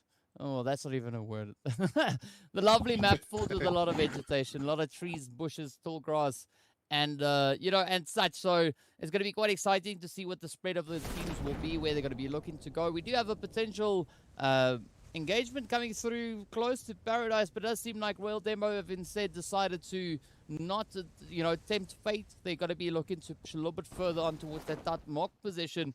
But as we can see down in towards Painan, we've got the players from Zero Tolerance. We've got Energy up on the hills just ahead of them. We've got Apex not too far away either. So a very satisfying spread coming through, at least for the starting phase, over on towards Sanhok. And looking at the zone itself, it is somewhat comfortable. We do have a little bit of that waterway being in play here as well. But I'm not expecting anything too drastic to happen, at least not right now in this first initial phase. Yeah, definitely. You can already see a lot of these teams being well spaced out, just holding their different positions and just looting their way out. I'll be curious to see how, different teams like Energy Esports, who need those points to stay out of relegation, teams like Delta, manage to grind out this game right here. You got the boys from RDX as well, not too far away from BJE, so we might see a fight coming down between them. Sincerity Esports have got to put in the work in this particular game. BBCX as well, one of those teams who will be fighting to get themselves out of that sticky situation. So, DK, do you think we're going to see another game where the top guys, I asked this question last game, and eventually it ended up, that top three, the top guys, Zero Tolerance, like Esports, BJE in that final circle, grabbing those maximum points. But this time around in Sanhok, it's a different ball game. Are we going to see, the boys like, RDX, the teams like Sincerity, teams like BBC, who do require those points coming in right here and trying as much as possible to get themselves that winner chicken dinner? There is a chance for that, right? But based on what we saw coming through on Erangel, I mean, I'm hopeful for Royal Demo X that becomes eventuality for them, because they've been showing that eagerness to push, right? Delta also showing the eagerness to try and maintain their position. They want to ensure they play moving forward. Energy has also been showing some really good efforts being brought through here. So I'd say there's about four teams. BBCX, Delta, the players from Energy, as well as Royal Demo X, right? I'm expecting great things to come from them over on towards Sanhok. I wouldn't be surprised if Sincerity also stepped up and just brought in an absolutely amazing performance, but they haven't really done too much of that over on Erangel, so who knows? Maybe Sanhok could be that opportunity for them.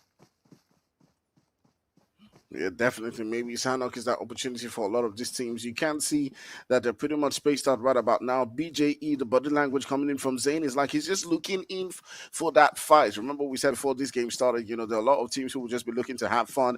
And I do believe that that is the position where the boys from BJE are currently at. It's such a sweet, juicy position to be in a game where, there's no pressure right now. You can just go ahead and it feels sort of like a classic DK.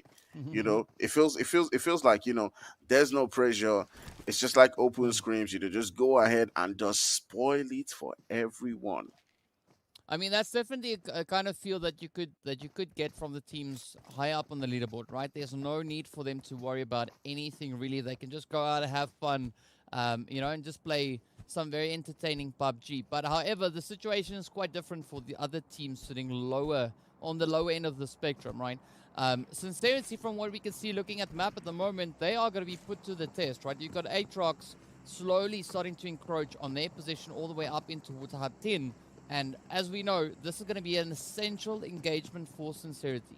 Should they look at the longevity of their performance up in towards this season of Umzansi, right? So they need to be careful with that play coming through here. As we can see, Aatrox starting to start clumping up as they move in from the western side. So curious to see how that engagement is going to go down between Sincerity and Aatrox up in towards Hut 10, but of course, only time will tell. And we could have a little bit of addition of the players there from Delta Squad also just looking to bring in a bit of an upset there as well.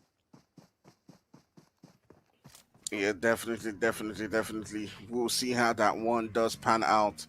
But DK, if you were to select one team right here in this particular game amongst the bottom half, who you're considering to sort of like provide us with a surprise today, what team would that be? Royal Demo X is based on what we saw coming through on Erangel, right? I really like the approach that they've been bringing in, the strategies being deployed here today. It makes me hopeful for them, but it's still going to take a lot of focus, right? I mean, strategy is one thing, but without focus, a strategy is absolutely pointless. So they need to maintain their focus going through these games, and they are well aware of the stakes at hand. So I'm expecting them to potentially keep it up all the way through.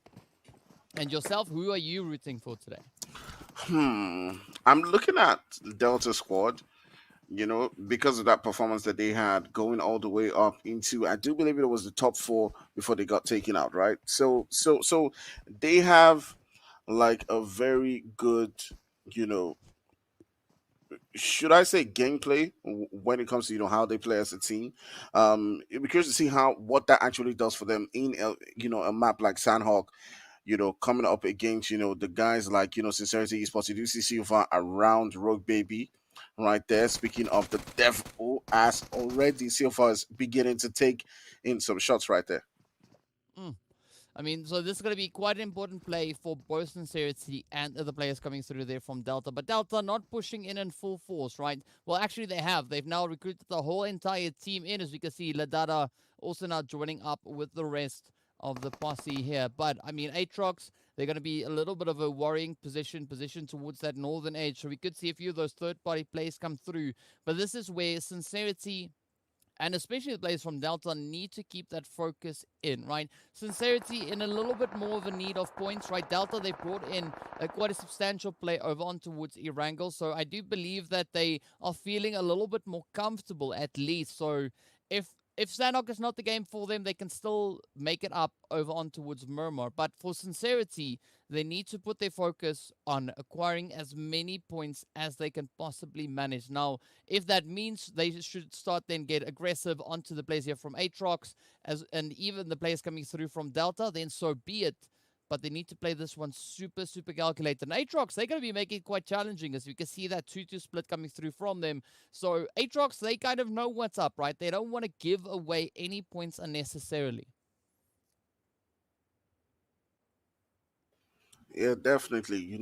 They're currently sitting down within just coming into today's game in that 20th spot. And remember, we did talk about them, not having quite a good game in the last one, and they've got to be really careful with all the other teams, that they are currently gatekeeping, trying as much as possible to get those points. So this particular fight, coming in between the boys from Sincerity and the boys from Delta is quite important for them, because they want to make sure that they keep these teams beneath them right where they are in that particular spot. But speaking about teams who are currently in that lower spot of the table, we do got the boys from BBC coming up against Rila Insider right here, and BBC, oh my god, bump going down. Zeke putting in the work. He takes down two before he gets taken down himself, and right now we got only two players left from BBC, as it is Renel, but I don't see Renel around this position. So okay, I don't see Havoc actually around this position. It's Renel right here with the boys from Reader Insider, and he puts in the work as much as he can to take down another player from Reader Insider, but it was not enough as he got gone down. And BBC is in a whole lot of trouble. Can Yeah, they get out of this? that's a very problematic play coming through for BBCX. I mean, we can see Havoc all the way over towards Cave. That's not where you want to be when your team gets into an engagement, especially not going up against a team like Rilla Insider, right? You want to have all your players there. You want to be able to focus all four of your weapons collectively onto your target. So, unfortunately, the eventuality is going to be that we could very well see the players here from BBCX making their way back into the lobby much sooner than they would have anticipated. But, that's just the beauty of Battle Royales. Things don't always go the way that you would have planned, and Havoc experiencing that now firsthand, going for a little bit of a splash out in the blue. Not quite sure where Havoc is going to be going, because yeah, I'm not really seeing any potential rotations coming through on that front. Meanwhile, as we jump back up into towards Hatin, it is still this slow but steady engagement coming through between the players here from Aatrox, Delta, and Sincerity. As we can see, Rogue Baby being the final player left in that position. The rest of the team, they've disengaged. They've moved further down towards this drop. As we can see, Muffin and Willie now just up ahead there as well. So not the AMR that we've been hoping to see over these past few weeks, as we know that's now come through in the update. But still, it's a good addition to have all these level 3 goodies come through for these teams to utilize. But looking at the positions we've got, we do have a little bit of that potential congestion coming through on the eastern front, and that western side is looking pretty open for the taking. You can see Royal Demo X coming in with a little bit more of a cautious play, right? Not going to be looking to rush in towards the zone. They're going to be keeping their eyes and ears open, looking to see what potential play they could be making. But center zone is looking pretty decent, though, for energy as well as for zero tolerance. Yeah, definitely. Just like you said, looking quite good for the boys from Energy, and I love that bold move that they made going into that central position and holding it quite well. The boys from BJE, obviously knowing how aggressive they play, might be looking to get themselves into that position right there and take on the boys from Energy sitting down right there in boot camp. But you can see Aatrox, just taking on some shots right there from the boys from Delta and looking to make the rotations as well. Aatrox might be looking to get themselves deeper into that central position. So I'm curious to see how this one actually does play out. But we predicted early on that we might see some fights and then things will get really slow. But so far, we've not really seen a lot of fights. DK, you can see a lot of teams, just being absolutely patient. I actually was expecting to see a lot more aggression coming in from the teams that actually, are not really fighting for anything. Teams like BJE, they got themselves in a good position, zero tolerance. So I actually thought that I was just going to see them, just go on and just try to, just be aggressive in the lobby, just move from position to position or place to place. But I guess, they're just trying to gather as much points as they can and just do what. But like we predicted, we do see on the kill feed right there, there was some energy coming up against BJE right there in boot camp. And I do believe that's in boot camp. And we might be seeing some great stuff. But right here also as well, Delta, did how did he climb and was not spotted? I mean, that's skill, right? Ladada being an absolute ninja this time around.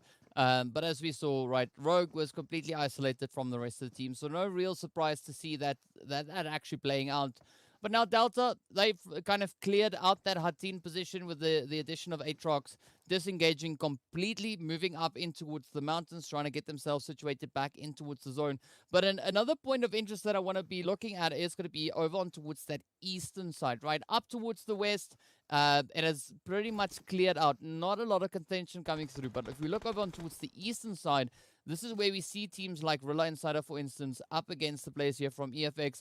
Neither of these teams really in a position where they need to worry about their performance coming through, especially today. Yes, they are putting in some efforts just to ensure that they guaranteed their slots, but still not going to be, they're not going to be playing their toughest game yet. However, a little bit further north, we do see the players there from Apex going up against the players there from Your Killer Is. Also, two teams not really being in too much of a worrying position, but still bringing in the necessary plays to try and get themselves in some form of contention, just to ensure that they don't have to stress too much about what tomorrow will bring from the final two groups that are yet to play. But across the board, as we can see, every team still pretty much being represented right here. BBC, of course, being reduced down to 1. Sincerity on 2. We got the players then from the side there. I believe that is Black Crystal being taken down all the way to 3. The same for Blackjack as well as Delta. Well, Delta, of course, starting off the match with only 3 players. But looking at the rotations coming through, it's looking pretty good for Energy, right? They've had no apparent need to really look to rotate elsewhere, holding their position up in towards boot camp, so they can just smoothly go about their business, not really having to worry too much about finding a decent position. However, they need to focus on the fortifications because they are going to be tested, seeing that the zone is now centered up into boot camp once again. Yeah, definitely. I did like the move from Energy, going all the way into boot camp and, just holding a very good spot because if you're looking to get yourself into that final circle in Sanhok, moves like that is definitely what you want to be doing. You want to be finding yourself in positions like in boot camp. But what usually affects a lot of these teams is that, you're expecting teams like Zero Tolerance to be going to those positions. And that's what I actually thought I was going to see. I thought I was going to see teams like BJE just land there because, they've got nothing to lose. So just go there for fun. But maybe this team's had other plans to themselves. But right here we do see the boys from AFX losing one player, Kage, getting knocked down right there, and the rest of the players just rushing into that spot right there. So you do see Andrew trying to get into that region where the boys from AFX are currently at. Suli and the boys putting in the work. You can see Mercury trying to get that finish onto Kage right there, and this is coming from two teams that are crazily experienced in this particular one. If a Nate goes into that position where Pyro is currently at that time, it could have gotten 2 knocks. But let's see how it goes. Yeah, well, as we know, Mercury, quite a proficient player when it comes to Sanhok. We saw that being quite evident just last week. But now the teams are looking to continue to apply as much pressure as they can find here. We have a little bit of a separation in between the players here from Apex and EFX. Both teams are looking to contest for this hilltop. And of course, it is all the way over on towards that southeastern edge of the zone, almost smack dab on the eastern side as well. But they need to be careful because make too much noise and you could attract a little bit of attention coming through from Rilla Insiders because Zeke and Coco now also just starting to explore the region. But we also then have right behind them the players coming through from the Black Clover team as well, Black Crystal rather. So you need to be a little bit wary, right? You can't play this one too foolishly. And now we do see that knock coming through on towards Sprinkles. But this is where the players from EFX are just going to be looking to hold their current position and look to see what Apex is going to be bringing to the table. Yeah, the boys from AFX in a very sticky situation right there. They've got several different teams around them. You got the boys from BC, you got Aatrox, and they also got the boys from Insider, just gatekeeping them while they're trying to move away from that spot from Aatrox. And the boys from Aatrox have been able to get that res up on right there. They've gotten one kill to themselves. They also are another team that are currently not in relegation coming into, today's game, but they do require a lot of points to keep themselves in this one. The teams like Energy are looking to get themselves up on that leaderboard. You have teams like BBC, you have so many other teams who are definitely looking to get, and snatch that position that Aatrox is currently at. So if they want to stay in the Umzansi, they've got to get themselves maximum points in this one. But I've seen a lot of performances where Aatrox does, do well in Sanhok. So I'm thinking that this might actually be their game. It could definitely be, but only time will tell how this will unfold. Of course, there's a few more engagements now starting to come through on that feed as well, as we can see Aatrox just hitting up a few of their hits as well. BBCX now getting sent away as Zero Tolerance kind of halted that rotation coming through on the southern edge.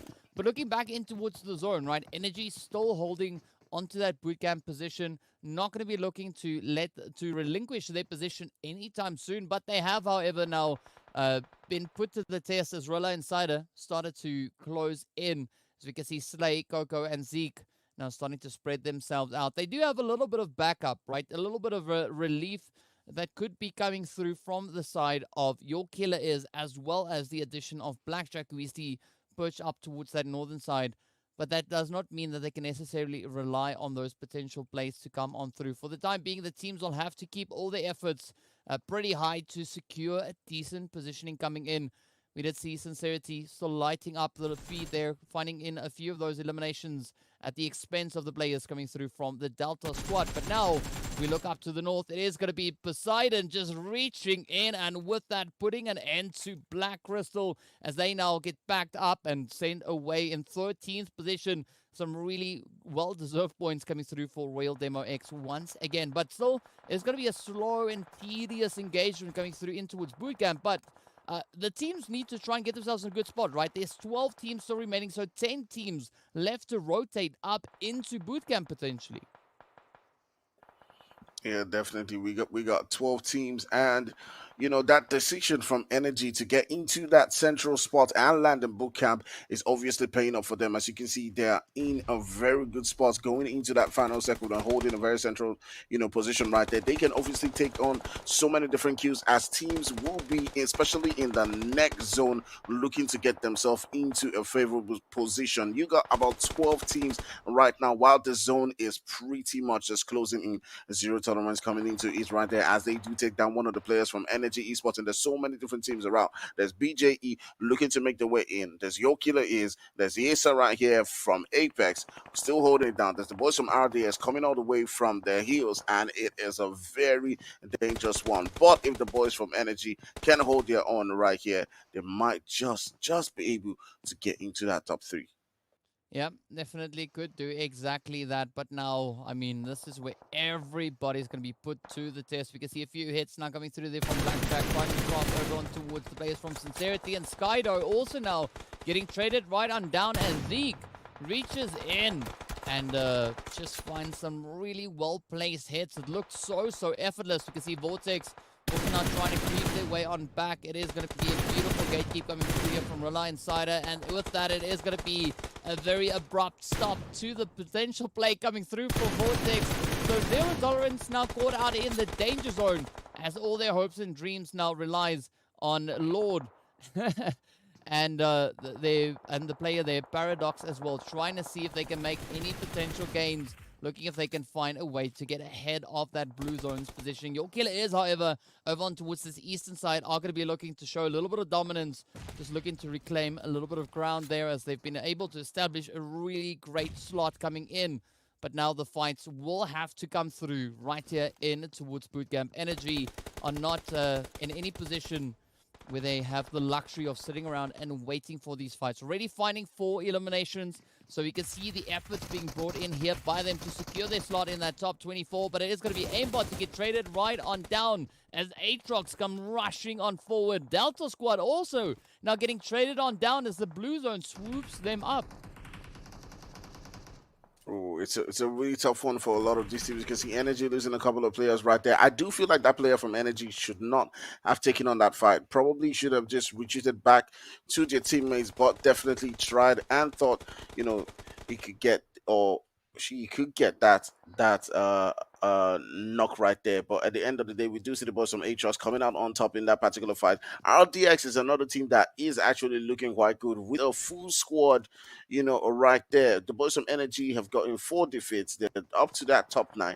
RDX is still battling it out. Aatrox is still trying as much as possible to keep the teams on the lower end at bay. Zero Tolerance has gotten taken out of the game. Obviously, some confidence to the teams right there in the lobby. When you see a team like Zero Tolerance getting taken out of the game, you do gain that a little bit of extra confidence, and RDX right there coming in and getting a knock and defeat onto one of the players from Aatrox right there. But Energy putting in the work onto several different teams, and obviously the boys from Insider getting a knock right there. Insider obviously trying to play spoiler right about now. Lava will obviously be in a lot of trouble as they have now got to get themselves into that zone. So what is he going to decide? Is he going to be doing the huge strat to get themselves some extra points while the boys from RDX are fighting the boys from Insider right there? It's a very, very, very sticky situation for a lot of these teams, but you do see Chapo coming in right next to Slay. He obviously will be thinking of trying to get into that zone right now, and so will the rest of the players from Insider. And Chapo goes down, but Neptune is able to provide the response right there. And right now, Insider are just left with Coco, and Neptune might be able to get that revive onto Chapo right there. That nade going in, bouncing on top of that building. But DK, man, it is just party after party. But you may win, when it comes to your prediction about RDX. Yeah, I mean, I'm not going to say it's 100% secure just yet, but there is a good potential play now for Royal Demos. They now start just mobilizing themselves. Coco could be quite a problem for them, as we can see Coco about to pop up. Spots Neptune, down they go. And that is Neptune's own fault, not doing their due diligence, but up comes the blue zone. And that is now going to force Chapo to reconsider their current positioning. I mean, Coco is going to be looking to be a little bit of a thorn in the side. I'm not quite sure if Chapo's got any meds, and it is going to be Chapo to go right on down at the hand of the blue. Royal Demo at least walking away with those 6 placement points and the 6 eliminations. So those are 12 additional points they were able to acquire right then and there. But if we look onto the rest of the lobby, it's teams that are just now going to be playing for those points, right? They are in no apparent need, and also not in a position where they really need to worry about their current situations. But of course, nothing wrong with just strengthening your current position overall. It's going to be Sprinkles to pick up a beautiful trade there on towards Hasbot. Energy also now getting sent on back. And with that, we are down to our final 3 teams. We've got Coco up in the blue zone. Caramel just lying up in the bushes. So EFX could potentially have this one in the bag. All dependent on whether or not they can spot out Caramel, who we see now creeping on forward, as that is the final player standing between them and a beautiful winner chicken dinner. Yeah, obviously the boys from EFX, playing this one absolutely smart as they get themselves into that final circle. You can see Caramel, that last player from Yokila, is obviously needs a miracle. If he can't take that Mercury, then he may have been able to buy himself some time. Sprinkles, but yeah. There we go. I mean, EFX getting a little bit too cocky, right? They were like, we got it in the bag. Let's go play in the blue zone. That's not what you want to do. You want to do your due diligence, and that allowed Caramels to clutch the chicken from their hands. Finishing with the chicken dinner, 1115 damage and 21 points. I mean, Caramel picking up 5 eliminations, 3 of those coming in right there in the final circle. Somewhat surprising that at the very end of the day, Yorkil certainly was not the team that we were looking toward being the upcoming pole position squad, but nonetheless, they are the ones that are able to carry this one over the finish line and get themselves that winner chicken dinner. 21 points overall, 15 placement points, only 6 eliminations, but at the end of the day, who cares how many eliminations you get as long as you get those placement points for themselves? and they have now put themselves in a much more favorable position. I will admit though, Actfire, before the end of this particular round, honestly, if you'd asked me, if you'd asked me at Zone 3, like the third phase of this game, I would not have said that YKI would be the one that would emerge with the WWCD. What do you think they did right in this particular game to walk away with this victory that other teams weren't able to accomplish? I think we didn't see much of them, coming into this particular game. They managed to evade a lot of fights, and managed to get themselves into that zone, coming in towards that final third. So for me, I mean, I can't really say because I didn't really see much of them, in action. But what I did see at the end was Karama was a bit lucky. EFX got a bit cocky, and he used it to his fullest advantage by taking them out while just being out of their sight. So yeah, it's experience, it's a bit of luck, and yeah, there goes the winner chicken dinner. Experience and luck certainly can play a large role in how your fortunes play out, especially in maps like Sanhok here, DK. One of the things that I noticed that we saw coming out from YKI is initially, when they first got that first drop down, getting a couple of loots, it didn't necessarily seem like they were in the best position to be able to close out this map. But one thing they did magnificently is, we spoke about this last week, right? The grenade meta. A lot of teams have been trying to shift away from it to try and increase their range in terms of how they want to engage other teams. But it does seem like there's certain squads, I think like 7 or 8 squads, who have stuck tried and true to this particular style of play of just ensuring that utility is the way to play the game. And certainly this time around, YKI may manage to do so, right? Initially, it felt like, I was like, they're going to get eliminated early. But a couple of key smokes later on, they're able to get some good zone control. How important is it to just understand exactly where you want to be on the map, even if you aren't in an initially favorable position, but being able to like coerce your squad into going towards the part of the map where you want to play well? How much of an impact does that have in towards getting high placement points and especially high elimination points as well? I mean, it's absolutely essential, right? You need to understand all the dynamics of the game, right? You need to understand the macro play as much as the micro play. So being able to utilize the utilities, those grenades, the smokes, that really does play its role in being able to position your team in a more favorable angle, and that is what we saw come through from the players there of YKI, right? Your killer is, they were able just to strategically position themselves in good positions and just utilize what the game has given to them and not necessarily resorting to aggression to get that accomplished. Yep. I'll be very interested to see who was actually our MVP for this particular map. Beforehand, we had it to be a player from the side of Blackjack Esports. Of course, Blackjack did very well with the util usage as well, so I would be very interested to see if it's going to be another player coming out from a team that did good util usage. And Actfire, even though it wasn't the case that Team Apex plays particularly well, 4 eliminations, they're not one of the squads that like would walk away with the lion's share of the points that we came away with from Sanhok. But they've done enough, I think, given especially how much they've done beforehand.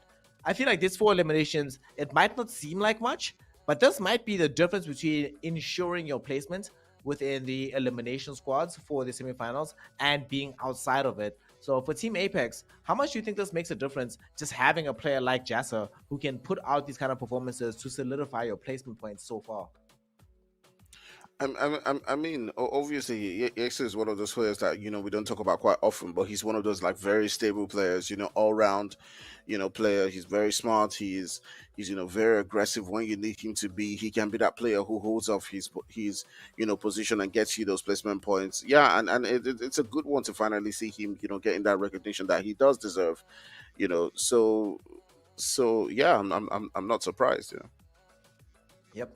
He finds himself spending 22 minutes entirely alive and not being brought down at all. And of course, we'll see the side of Team Apex being rewarded for this in their overall placement points. However, they were not the team that ended up in the pole positions as we look at these placement points from what happened here on Sanhok. And of course, your killer is being emergent on the top of the leaderboard.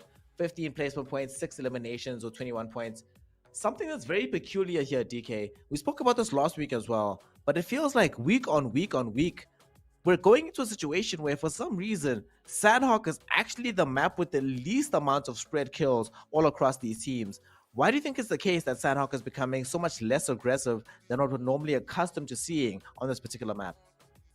I mean, because it's so difficult to get a good position, you get punished so greatly for any of those small mistakes you make, right? That's why we see a much greater elimination distribution coming through from these teams, right? Aatrox, they were just a little bit cracked there, walking away with those 8 eliminations that they were able to find and ensuring they finished with some pretty good points. But if we look at the rest of the distribution, especially on the top end of this leaderboard, right, that is what you can see. The teams all just trying to reach in, a lot of those third parties coming into play as well. I mean, like Caramel was the perfect example of that, right? Just lying in wait. There comes 3 players, just reaches out and claims a winner chicken dinner. I mean, that is all about positioning and teams being punished for not really doing their due diligence, especially in the last zone. Actually, like one of the things that he's bringing up right now is like how these teams have to sort of balance their performances, right, between placing highly and getting a lot of eliminations. Of course, we have these squads that have a ton of eliminations. Some of these squads like Aatrox that have a lot of eliminations but very few placement points. However, one of the things we have to worry about is some of these squads at the bottom echelon of the pecking order. If you are the coach right now, say for example for a Sincerity Esports, a Delta Squad, a Black Clover, a Black Crystal, what would you be saying to them right now in order to ensure that once we reach the third and final map of the evening on Miramar, that they can actually perform to the level not only that we expect from them, but we've literally seen they're capable of? What is lacking from their play right now, and how would you bridge the gap if you are the coach for these kind of squads? I mean, if I was a coach of a team like Zero Tolerance right now, I would definitely say just go and have fun.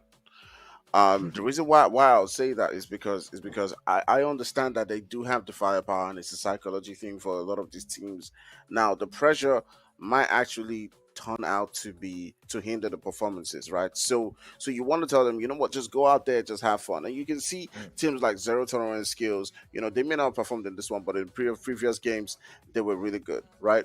And BJE and the rest, they're just playing their game, but because the tension is lifted off them, right, they're able to just go in and perform. And that exactly is how it is sometimes in PUBG. So for me, I'll just be telling them, you know what, go out there and have fun.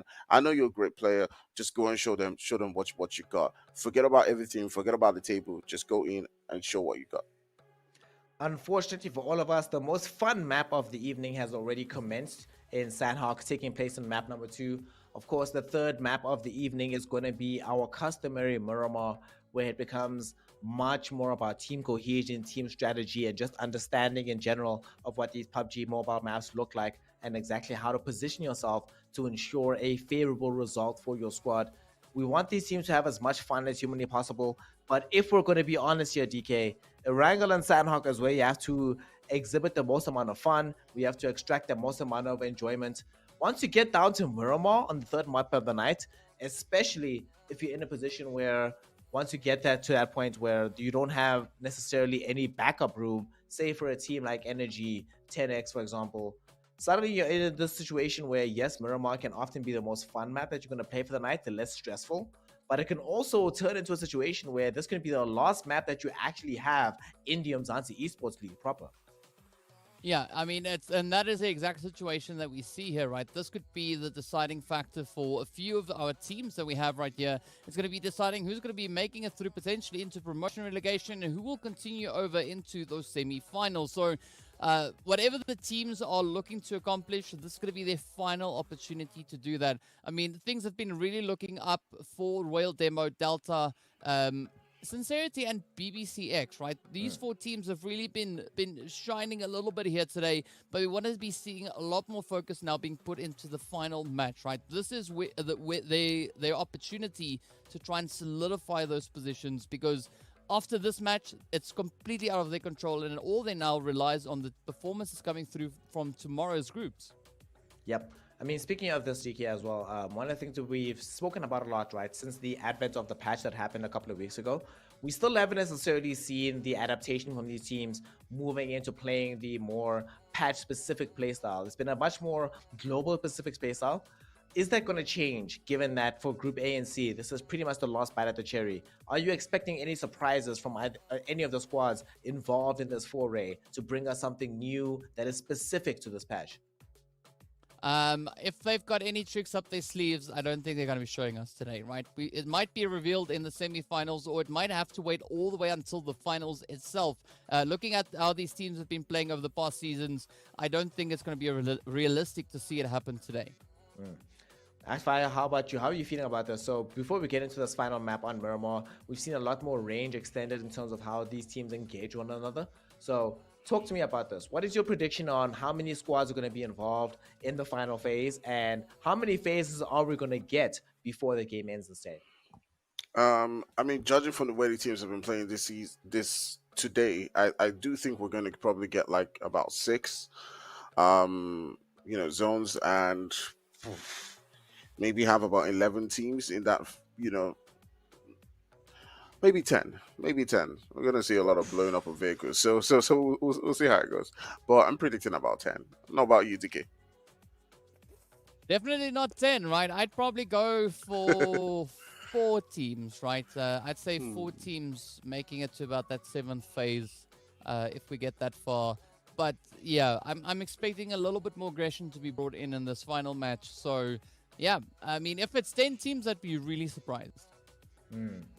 Personally, for me, I feel like it just feels like the gap between the top 5 teams right now, between groups A and C, are so much further ahead than everybody else that's chasing them behind, that might become a lot easier for them to increase that gap within Miramar itself, given how team-centric and strategy-centric this map tends to be. However, this map has also presented to us a lot of surprises. Over the course of the Umzansi Esports League, we've seen several times it be the case that teams that are feeling a bit in the dumps elevate their fortunes here on Miramar. So it is possible.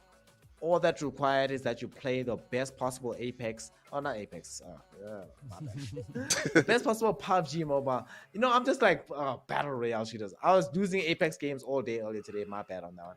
But we just want it to be a situation where as soon as you drop off, right? We don't want it to be a thing where you drop, you die, and then you're like, oh, I'm salty that my team is losing. Even if you end up losing your initial life, you still need to be able to use your body to provide vision and opportunity for your team to move around your corpse on the map to try and provide an opportunity for them to win. However, we'll be seeing which one of these squads is going to be able to utilize that kind of advantage, which one of them will be dropping off, and which squad will be elevating themselves into the semifinals. We will be finding out right here, right now, with Actfire, with DK. Gentlemen, take it away for this 3rd and final map of the evening. This is PUBG Mobile. This is the Umzansi Esports League. Take it away, boys. I'll talk to you after the game. Thank you so much, Sneh. Of course, as we hop straight into the desert, we got a flight path starting all the way up at Oasis and heading straight down towards that Minas del Sur region. So a heavy western flight path we have coming through here. But it's going to be interesting to see where the teams are going to be looking to get themselves situated, right? Because as we know, flight path on a map this vast does impact where these teams can get themselves situated. But it's not going to stop any of them hopping into a quick vehicle, looking to get themselves, just spread out into the more favorable place. But for the time being, it doesn't seem like we are going to be having any major hot drops, at least not for now. As you can see, a lot of teams now getting a little bit more of a distance put in between themselves. We do see up in Pozo, the players there from BBCX and Your Killer Is now dropping in alongside each other. So who knows? Maybe there could be some contention coming through on that front. But the rest of the lobby still just now starting making their way on out. Yeah, definitely. We do see a couple of teams, quite close to each other, with the boys from BBC and Your Killer Is, who took home that second game with that winner chicken dinner. We do see the boys from BJE. I do see BJE MG, just landing, not too far away from Sincerity as well. So we might see a skirmish coming in between the two squads. And this is make or break for Sincerity Esports right here. If they can take out the boys from BJE, that it means a lot. You already see Muffin right there getting a knock onto one of the players right there. Zane taking out a player who is a powerhouse for BJE. Zane out of the game. Definitely might be able to turn the tide right here against the boys from BJE and, get them that full wipe. But let's see how it goes, DK. Yeah, a good start already coming through here for Sin. As you can see, Muffin finding that first hit. But aside from that, Muffin in dire need of improved armor and, of course, some additional bags. As we can see there, it is going to be a reverb quick on the trigger. jumping right to the action, but also taking quite a bit of damage. And with that, it is going to be Rogue now to bring in a bit of a helping hand. We can see that it is going to be a very treacherous play indeed. Willie trying to see if they could make it all the way up on towards Muffin. MG also inching their way right to the side of the wall, looking for some opportunities that could come their way. But it's going to be a risky play, though. Fortunately, MG having some decent body armor there to utilize, so they're not going to be too concerned about getting into any engagements. But we do see a predominant usage of at least the SMGs coming through in these early looting stages. Yeah, definitely. You can already see Phoenix already looking for, the rest of the players from Sincerity Esports. I do believe they've been able to move towards the player who is currently knocked to try to get that revive. And you can already see now the boys well, the team from Sincerity looking for that situation where they can get back their full team up. Rogue Baby, I'm not sure if Rogue Baby has, the meds to get back up. It doesn't look like it because Rogue Baby, she hasn't, gotten, the heals right there. But Phoenix trying to pull up into that position to get a knock. That player from Sincerity that has the flank position might be able to provide some cover right here. And that's extremely what is happening as Desire is taking on shots onto Phoenix. The boys from, BJE have got to be absolutely careful right there as they do get one lobby again as Reverb does go down. It's now left to just MG and Phoenix to sort of like try to hold this down. And as you can see, Desire putting in the work right there, providing that cover from a distance. I thought he was going to get the knock, and that may just have changed things entirely, but he didn't. And right now we have to wait and see if the boys from BJE back out. It's a good play coming through here from Sincerity, right? Blackjack down to 2. Desire really being an absolutely essential point up on that high ground, making quite formidable for Phoenix to get some good positions locked in down onto the rest of the squad.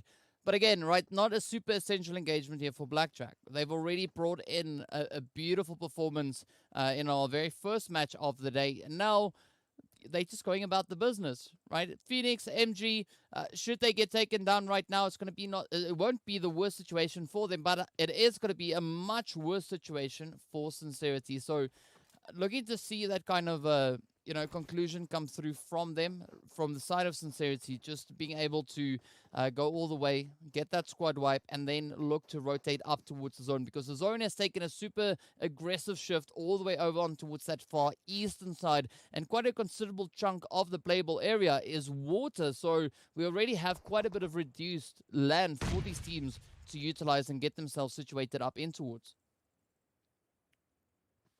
Yeah, definitely. All right, you already see Rogue Baby or being able to get those heals going right there. Phoenix and MG have got a lot of work to do, but we've seen situations where we've got a 2v4, and definitely that does provide us with a spectacle. If this is one of those circumstances, we do know that MG has the firepower to take on a team on his own, and the boys from BJE will obviously be praying for a situation like that. You do see Desire already beginning to retreat, get closer and closer to his teammates to be able to provide them with that support that is definitely needed. The Sincerity team, Rogue Baby, and the rest of our teammates are obviously looking to make that push as Phoenix does go down. It's just left with MG and DK. Are we going to see a potential 1v4? Is this going to be one of those sweet moments?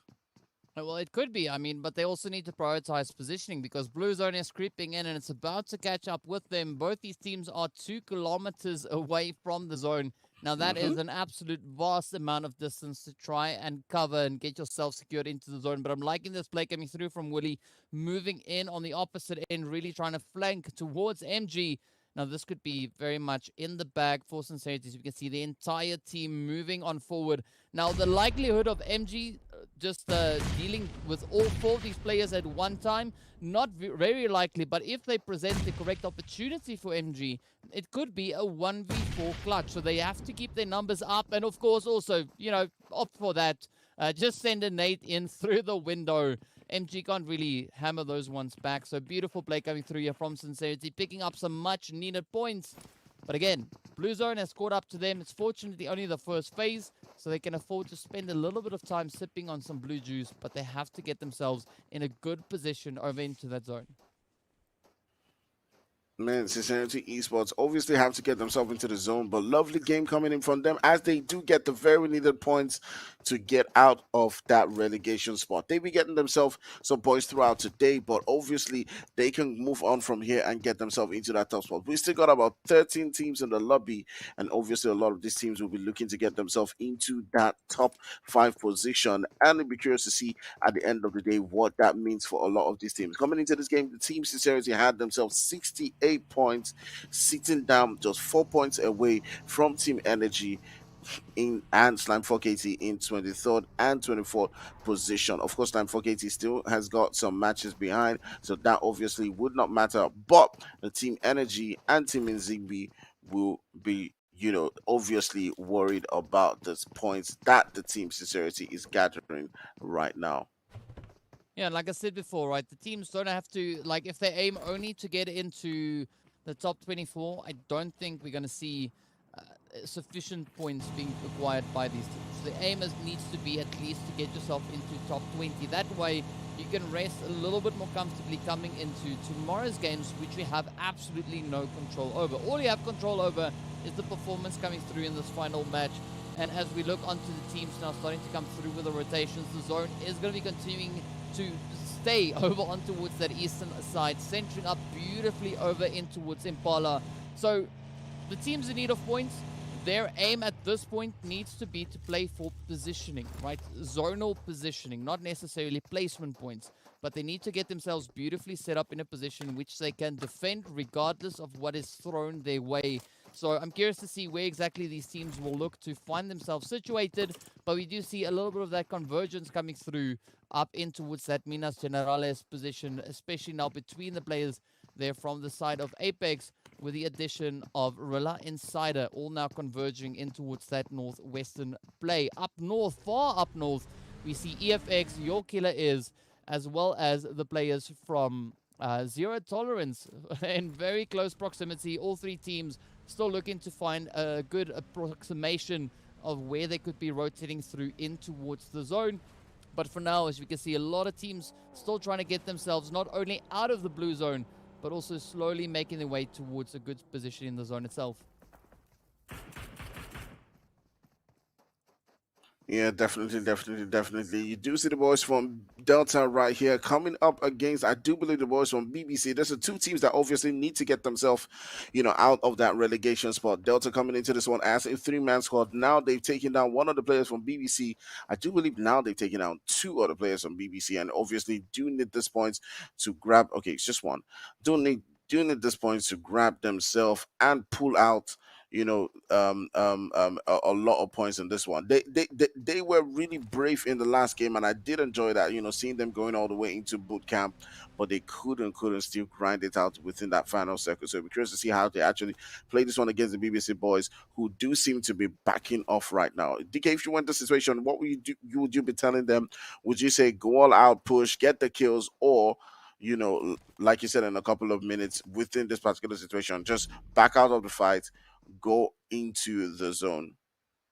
Yeah, disengage, get your positioning in the zone, right? If that's what I would do if I was BBCX, and that is exactly what they are doing now. They have disengaged, they are rotating to get themselves back into the safety of the zone itself. But they could be facing a few obstacles along the way, depending on where they choose to rotate towards. But for the time being, it's nothing too crazy. Delta also still in a position where the zone's not going to be hurting them too much. They've got a rather comfortable rotational path, especially moving in towards that southwestern side of the zone, as it is pretty barren. There's no one really holding any substantial positions in that region, but they can't waste too much time. The sooner they can get themselves situated, the sooner they can get those health bars mended, and of course look to come up with the next potential play to make from that point moving forward. Yeah, definitely. Just looking at the kill feed right there, you do see Lag Esport getting a knock onto one of the players from BC right there, and there's so much violence going down right here in the lobby as so many different teams are already getting knocked down. But DK, as much of these teams are getting taken down, we still got 13 teams right here going into third shift of the zone. And are we still going to see my 10 teams? in that sixth zone. We'll see. We'll see. It's not looking likely. We got 12 Yeah, right it's now. it's still some way off to go. As we can see, Team Apex also now getting taken down. One more team to go, and of course 4 more phases to go for your prediction to play out. But it's going to be pretty tough, especially where the zone has gone. As we can see it now being half and half, right? Half the map being water, the other half of the map being land. And it's not too often that we see the zone actually being inclusive of those islands over on towards that eastern side. But it is going to be quite a challenge for these teams to find a good position. And I'm expecting that compound just south of Impala to be quite an important place for teams to potentially try and focus on. As we can see already, Vibe and the rest of the players from the side of Black Clover now moving themselves onto those hillsides just above it, situated on the western front as well as the south. So I'm curious to see what positions the teams are going to be looking to utilize right here. But for now, it's still a long rotation for the teams trying to make their way up into the zone. It is going to be Willie now coming under fire as BBCX are jumping at the opportunity to find a few additional trades. But fortunately, Willie makes it back into cover. And we can see the rest of the players from Sincerity also now just holding their ground right there. And Willie popping a quick one over on towards Frost. So now it all rides on towards Havoc and Bum Bum. And both these teams are in dire need of those points, right? None of them have locked and secured their position in the 24 just yet. All they can do is try and play the best possible game they can manage right here on Miramar. Man, Wheeler right there, putting in some James Bond performance, just baiting the boys from BBC into that position where the rest of the players were. And you can see that definitely paying off right there, as they did get a couple of knocks onto the boys from BBC. Havoc got in taken down right there. And right now it's just left with 2 players, Bombomsa and Frost, to try to keep them alive within this game and keep their hopes within, the Umzansi right here. You can see Bum Bum ready trying to send out those, shots right there, looking for Willie, that player from Sincerity, who is currently low and does get taken down right there. Willie definitely needed the support coming in from the rest of their teammates right there, but it did not come in time as BBC Bum Bumsa was able to get another knock. So can Muffin and Desire put in the work right here and keep them within the Umzansi. It's going to take a lot of work though, right? Because you've got Rogue Baby also just positioned a little bit further over on towards that western side, as we can see currently up on that mini-map. But we do have Aatrox and the players there from Delta also in the mix. So, Muffin getting spotted out as Frost steps up, finds the trade, and down they go. A good play coming through now for BBCX. Quite a devastating play coming through for Sincerity. But let's see what this next push will bring us. The zone now turns itself back onto the land, not going further on towards that waterway. But so far, it does seem like the players here from BBX have been able to make a few gains from what they've been dealt here. But again, nothing is guaranteed for them just yet. There's still a lot of work to be done for all the teams situated down on towards the southern edge. So we are going to be seeing somewhat of a migration now coming through as the teams are looking to get themselves positioned back up into that zone. But of course, Aatrox in a position where they are going to be trying to gatekeep those teams that are yet to rotate out. All right, DK, we're in the 4th zone. We're about to move into the 5th. We still got 11 teams. You guys have just got to hold on. Just hold on. Stop killing yourself. Let's get to that number 6. Let's get to that number 6 with 10 teams. And my prediction might be right. All right. So far, Team Aatrox still holding a full squad right here. Your killer is getting taken down by Lag Esports. So many different teams, so much violence going down. Of course, you do see the boys from Aatrox, rotating, trying to get themselves into that zone, and it is a really, really tough time. Caramel getting taken down by Lag Esports. Caramel, who won the last game for Your Killer is, and it's a very, very, very, very tough one, especially for a lot of teams that do require those points, like RDX right there, as we see them on the kill feed. But strangely enough, we're seeing a lot of teams prioritizing this eastern edge of the zone, right? That western front entirely open, right? No one has moved into the west whatsoever. So maybe that could be on the board, right? Or on the cards for the players there from Delta or Sincerity to turn their focus a little bit further on towards the west, because currently we're seeing an absolute convergence of teams just lining themselves up alongside this coastal area. And Aatrox now feeling a little bit of that pressure as we do see Dead getting hit there. Bum now going to be trying to reach in as well. But that Mark 14 really being an absolutely devastating weapon. And Frost and Bum are going to be trying to utilize any possible angles they can find. But unfortunately, it's going to be Grim to stop Bum in their tracks. Now let's see whether or not this could be on the table for Frost. Trying to cook up a bit of a nade. Not quite sure if it is going to be able to reach all the way in.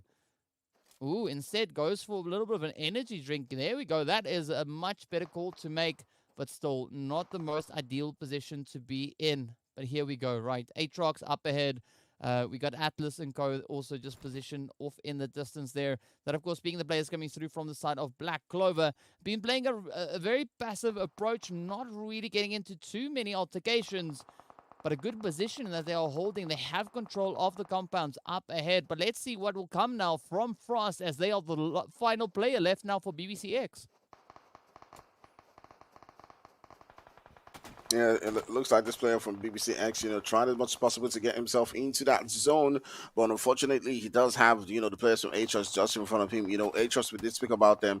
They do need as much as possible to grab as much points as they can to make sure that they are in a comfortable position going into, this final game. And it's a very tough one for a lot of these teams. BBC Frost, obviously, thinking that, it all boils down to this. This is the last moment and every single point definitely does count for their team. But you do see the boys from RDS right there, not too far away from Black Esports, in a battle with several different teams around here, and it might be make or break for the boys from RDS. They've got to get themselves into that zone. They've got Your Killer is in that position as well. They've got Lag Esports not too far away from them, and it all boils down to this very moment. What do? Do they hop into the vehicles to try to get into the zone and get taken out by a couple of teams around them, or do they have to fight their way through all of these teams? Well, that was an easy play right there on towards Anonymous, right? So easy hit coming in here for Chapo as they do find the trade. Of course, it is going to be another knock coming in now from the side of Lag. Not really rotating out just yet. Instead, hanging around, trying to see what they could find and what chaos they can create for the players here from Royal Demo as that blue zone now catches on through. Down to 9 teams as we come to the end of our 5th phase. The blue zone swooping on forward. 1-9 and Cacao yet to rotate further on down. Lag Fantasy already taking the initiative, getting that anchor point set up over on the western edge of the zone. Royal Demo in a world of trouble as we can see Chapo now trying to hold on for dear life as they are left to their own vices here. Of course, BBCX get taken down in 9th place. Your Killer is going to come rotating up as well. Caramel and a Hasbot going to be on foot, trying to see if they can cover the necessary ground, but it's going to be 200 meters, so it's not too crazy for them. But they are going to be facing a few hurdles along the way, as we can see Lag fighting those hits, at least into the first, into the second, and that is going to be the end of the road for Your Killer is, as they get eliminated down to 6 teams. We go moving into that 6th phase. Blue Zone still going to be swooping on forward. Royal Demo X, of course, now packing their bags up as well. And the team still relatively focused on this eastern edge. Mercury and the rest of the players here from EFX now going to be looking to push on through. A lot more focus coming in this time around. As we can see those 5 eliminations already being locked in right here for EFX. Man, it's a really tough time for a lot of teams, especially BC, getting taken out right there by Mercury. One player from BC getting taken out by Mercury. BC's down to 3 players left.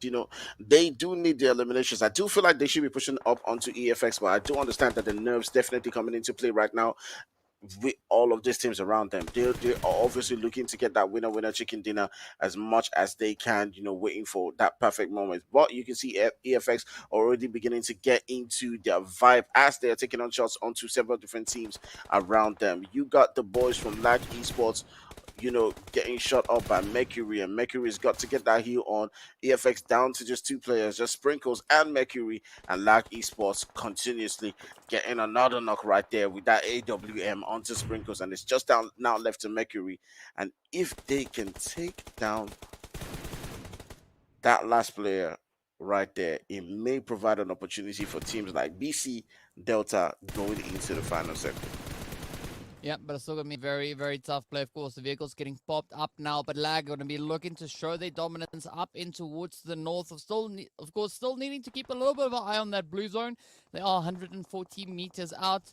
Only a few seconds away from that zone closure coming through once again, but it is going to be Fantasy now getting ready to mount the attack on towards Mercury as they come rushing straight on forward. We see several engagements happening at the expense of the players there from Aatrox, but up comes the hit. Mercury gets traded on down, and with that, off they go. Aatrox now quickly trying to heal themselves up as they are caught in the midst of this fight on towards the eastern edge of the zone.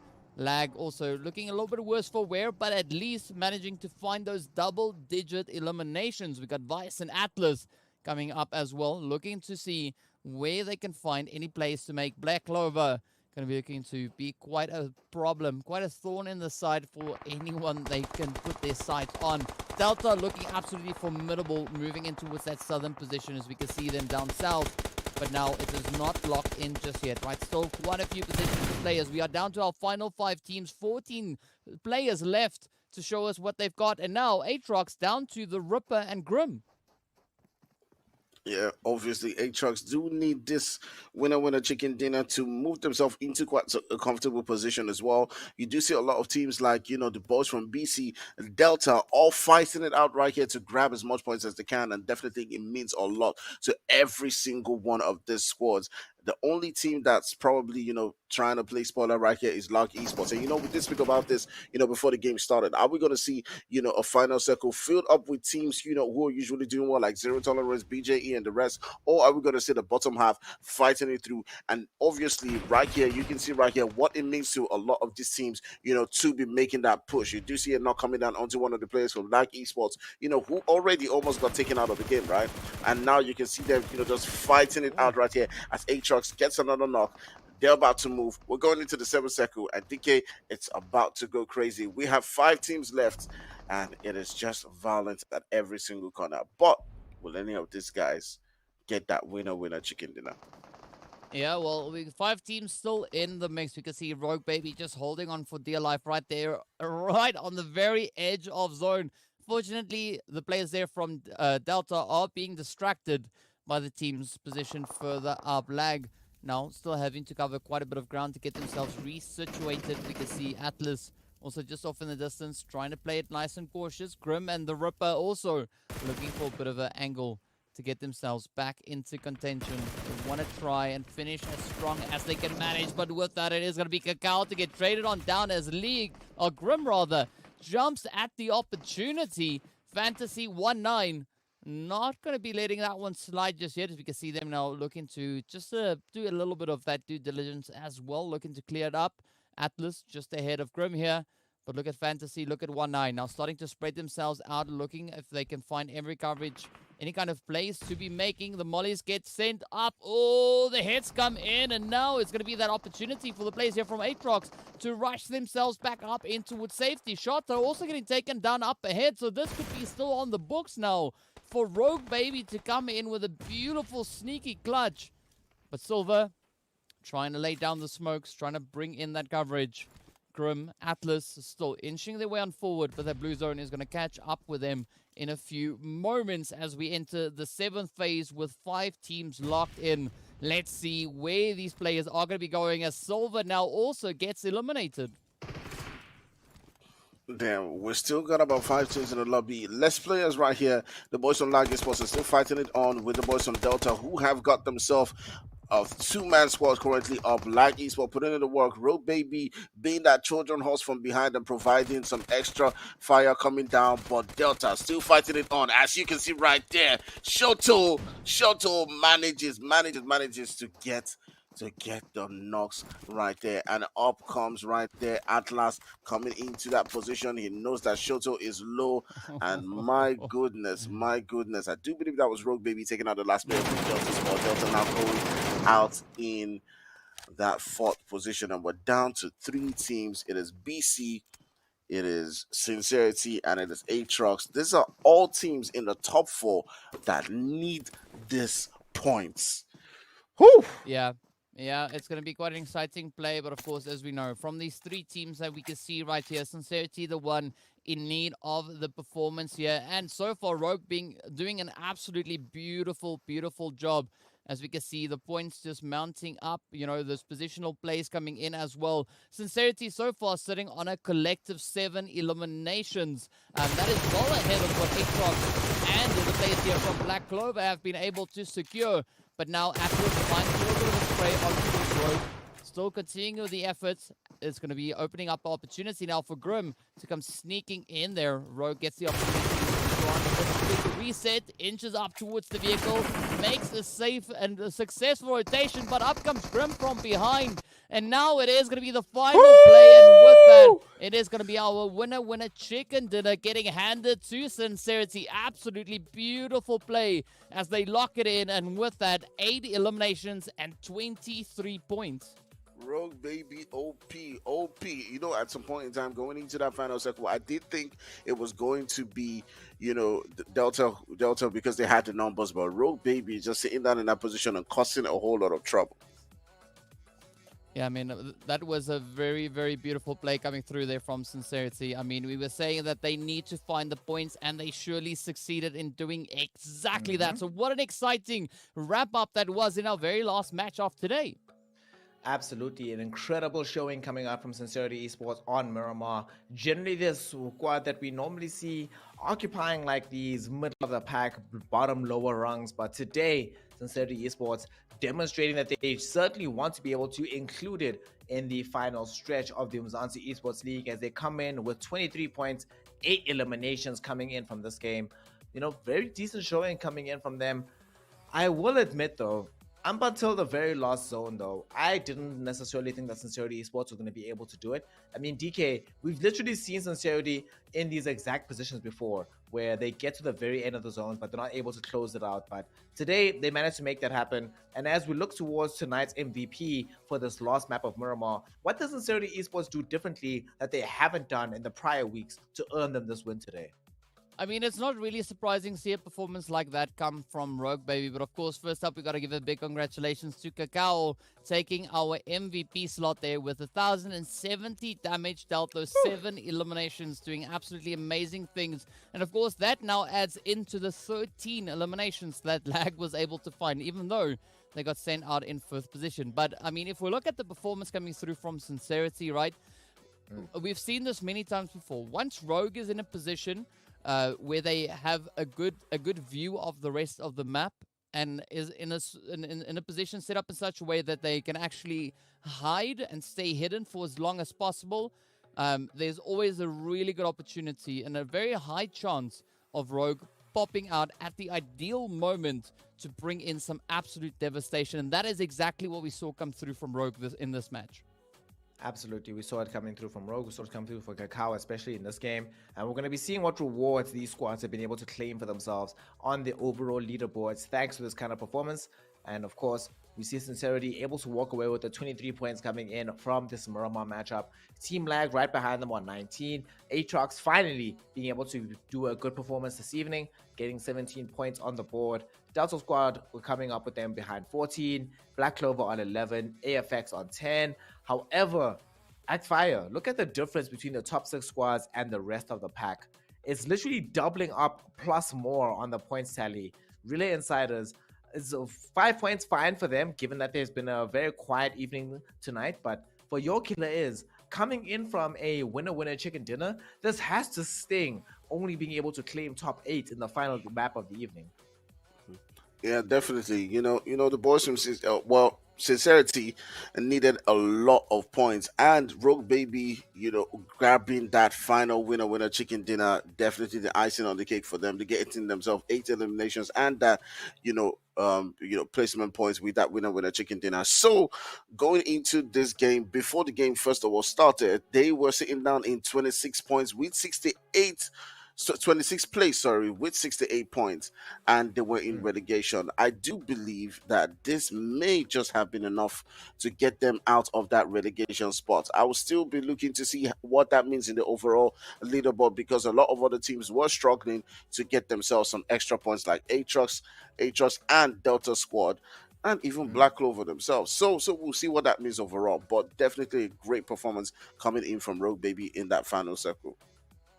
Act5 brings up a very good point here, DK. The fact that this is the lost opportunity for several of these squads to claim the necessary points. We've seen some of these squads like Team Sincerity, Aatrox, being able to get some of that point tally. However, here on the lower page, Royal Demo, BBCX, Apex, ZTS. I mean, ZTX and Blackjack don't necessarily need the points, nor does Team Apex. However, for Royal Demo X, BBCX, and Black Crystal, given that this is their last matchup of the Umzansi Esports League in the regular season before the semifinals and before the championship weekend, how stressful is it for these squads knowing for a fact that they haven't done enough just yet to be able to guarantee those placement points, and they have to sort of rely on the outcome of different matches outside of themselves? I mean, at the end of the day, you got to accept the eventuality of for what it is, right? I mean, the teams played the best that they could at that particular point in time, right? It's not necessarily the best performance of their lifetimes, but it is the best that they could manage at that particular point, right? So there are a few lessons to be learned, and you know there is some improvements that can come in alongside that. But again, as Tony has said before, right? The teams, they've made it this far, right? They've worked their way through Inkosi. They've made it up in towards Umzansi, be it from the previous season or the previous seasons before that. It's still an accomplishment for the teams to have made it thus far. So I wouldn't be too upset, right? But I would, however, take a look back, see what can be improved upon, and then work on getting that fixed up, right? Because it was small, minute little things here and there that some of the teams kind of made a misstep, and that resulted in them getting sent back earlier than they were kind of supposed to be sent away, right? So there's a few lessons to be taken away from this. But again, right, the efforts being put in by the teams on this final day, it's been really amazing to see. Like, we did see Royal Demo X stepping up their performance. We did see BBCX also putting in a really strong effort.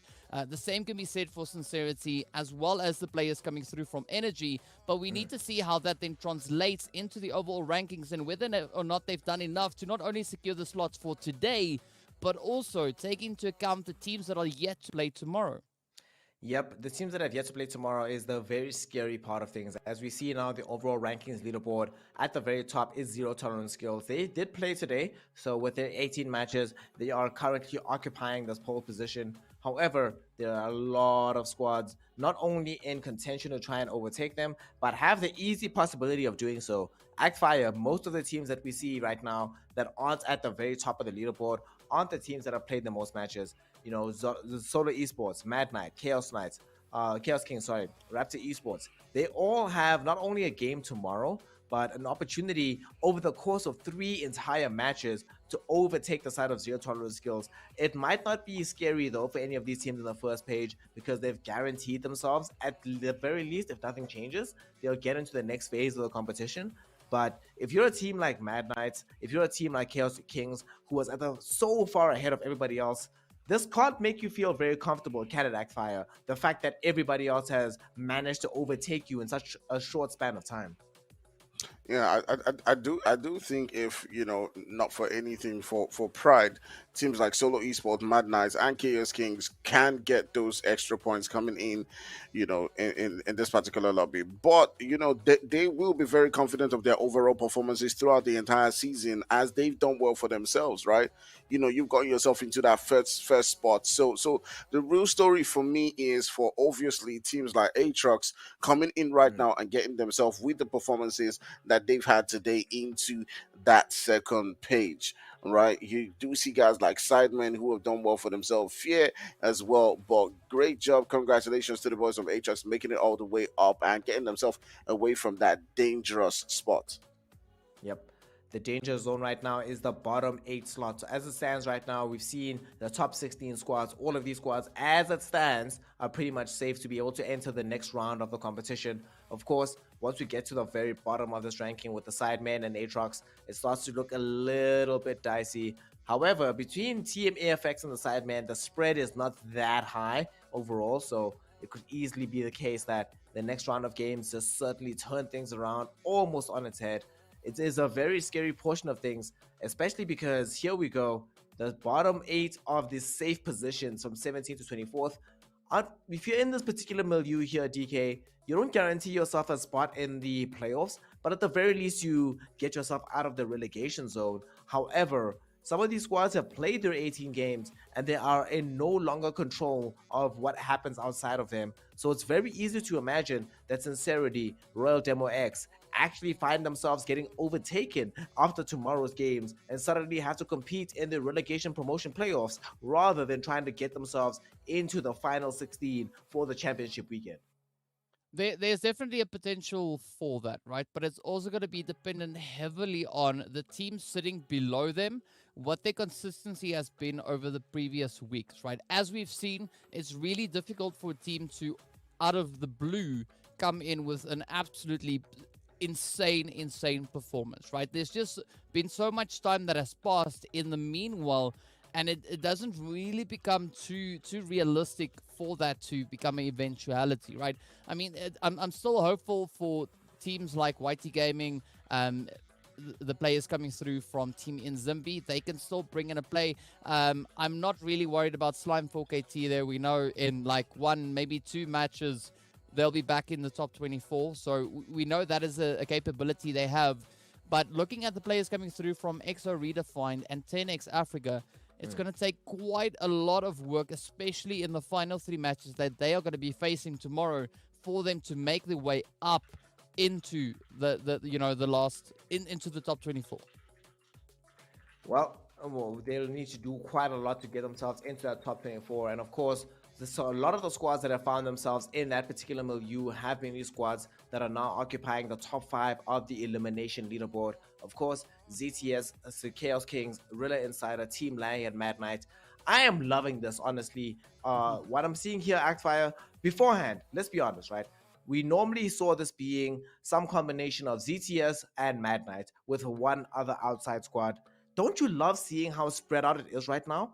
That there is literally a different team player from a different team occupying every different position. This just makes you realize just how competitive the Umzansi Esports League, isn't it?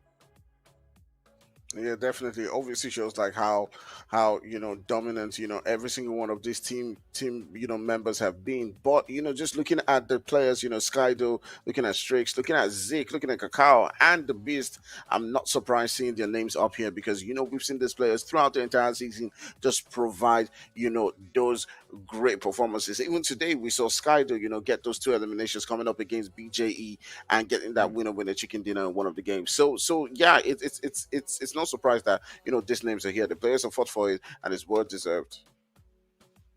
DK, something that I do want to talk about though, isn't it a bit scary because we see as our 3rd position here on the elimination leaderboard being Zeke from Relay Insider. Isn't it a bit terrifying the fact that they have a top 5 elimination leader, but they don't enjoy a top 5 placement on the leaderboard overall? Isn't it a little bit worrying that they don't have that consistency at the same way that the ZTS, Chaos Kings, Mad Knights have? All these squads around them, they feel like they have to punch much higher above their weight class to earn those kind of placements. What do they have to do going forward to make sure that they don't get overwhelmed by the squads that are around them in their elimination leaderboard?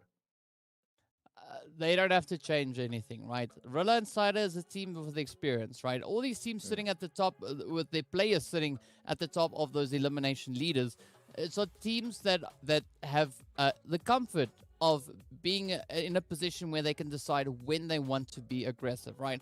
Rilla Insider, yes, not having the craziest amount of points, but of course, starting the day off, they were sitting in 10th place. So I wouldn't be too worried, right? We're going to be seeing quite a bit of a change coming through from the teams once we step into the semi-finals, because there's still a lot that these teams are keeping hidden, and they're doing it for really good reason. So I wouldn't judge any of the teams on their performances that we've been seeing in the group stage. Once we get closer to that, to the finals weekend, the championship weekend, you're going to be seeing a lot more come through from these teams, and we are going to be pleasantly surprised with what they have still in store for us.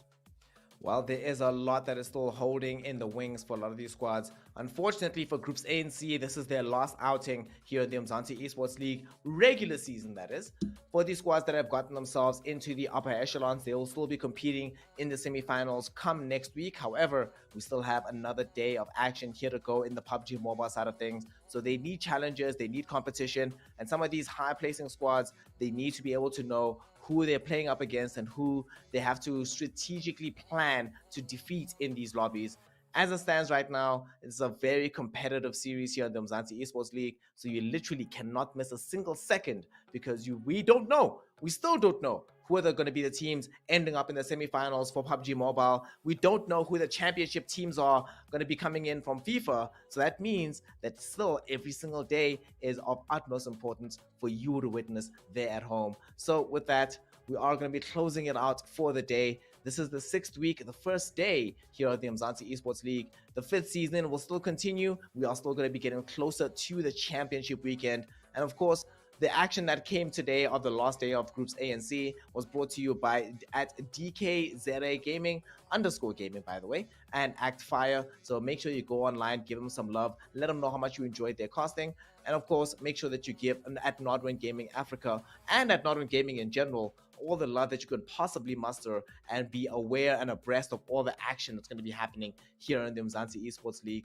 With that, we are done for the evening. We will be back tomorrow to continue the hype, continue the action, and continue to determine who is the best of the best of the best within the African continent. We will see you then, but until tomorrow, good night, goodbye. We love y'all. Make sure that you're hydrated and ready to continue this action, continue the hype, and continue this African esports action. Until then, we will see you. Goodbye.